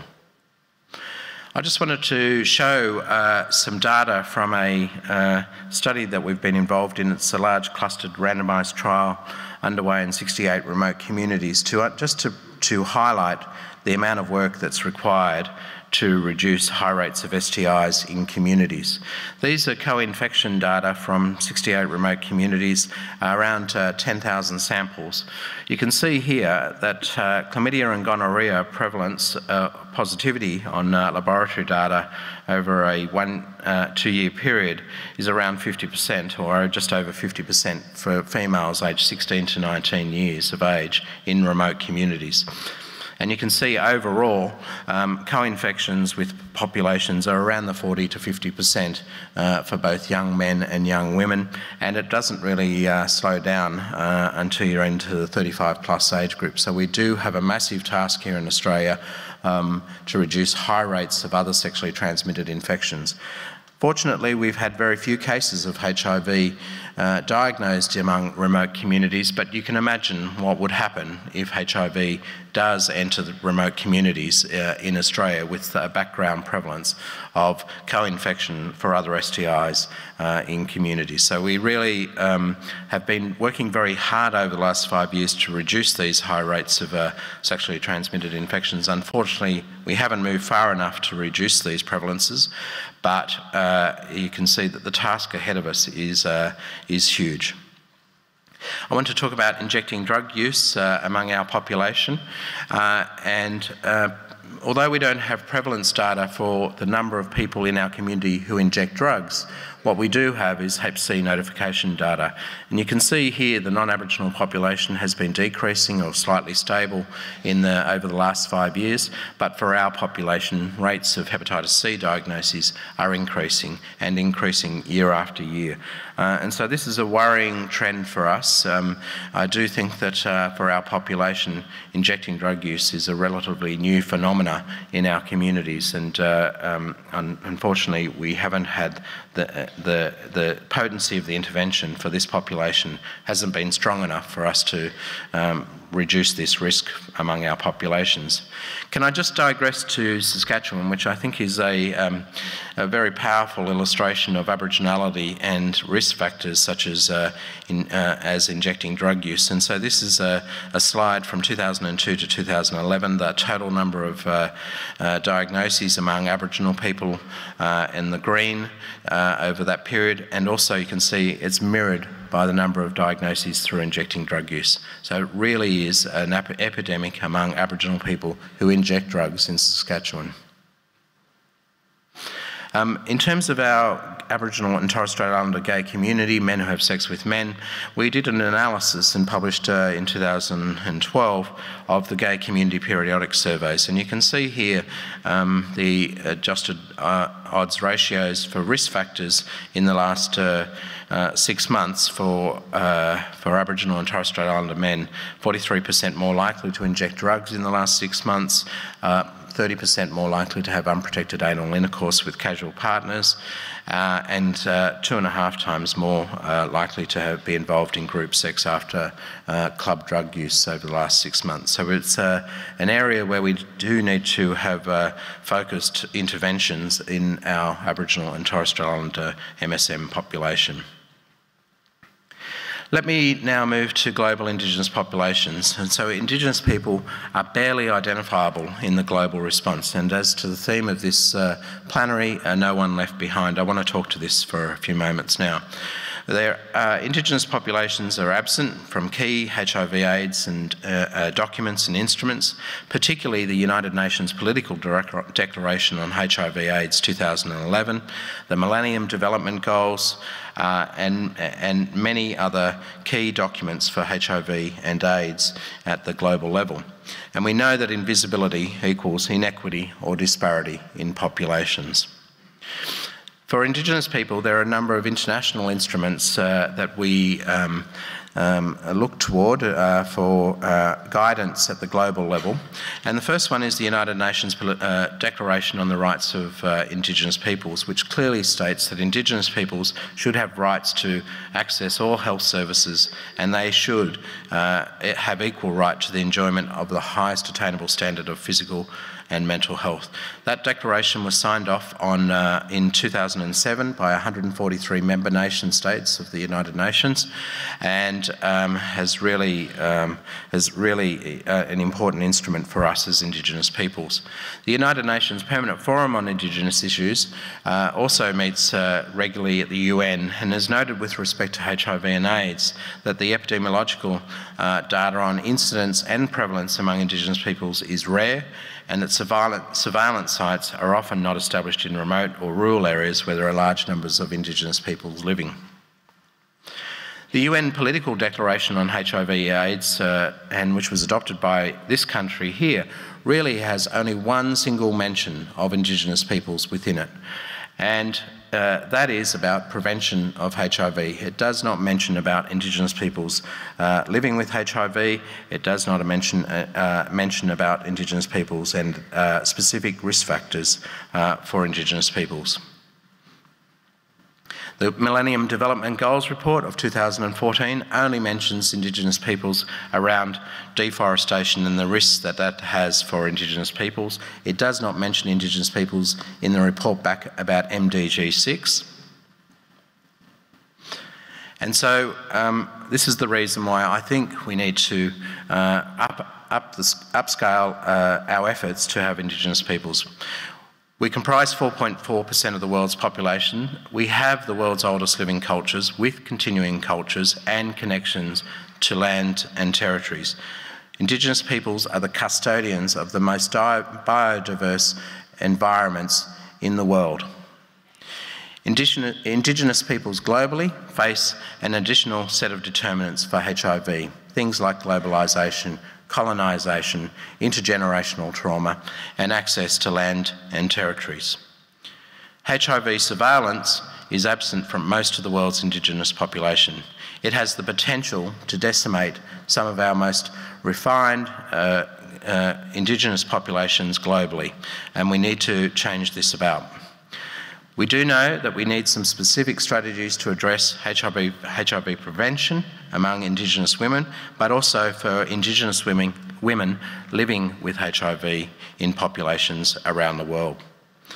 And let me say that many of the states, member states and nations' aspirational HIV targets won't be met unless Indigenous specific responses are met. And so it's an important gap in data, and Indigenous people, if they're excluded and invisible, will be risking many of the nation states' efforts to meet the UN Political Declaration on HIV and AIDS targets. In closing, Indigenous peoples are a hidden and understated population in HIV/AIDS programs. The UN AIDS program, WHO and the post-millennium Millennium Development Goal agenda must prioritise Indigenous peoples as a key population in their HIV and AIDS programs. The UN Political Declaration on HIV and AIDS 2011 should reorientate their document with an Indigenous lens, and all nation states should implement surveillance and monitoring systems inclusive of Indigenous peoples. Now's the time to step up the pace for Indigenous peoples. Durban 2016 should be the first report card. Thank you.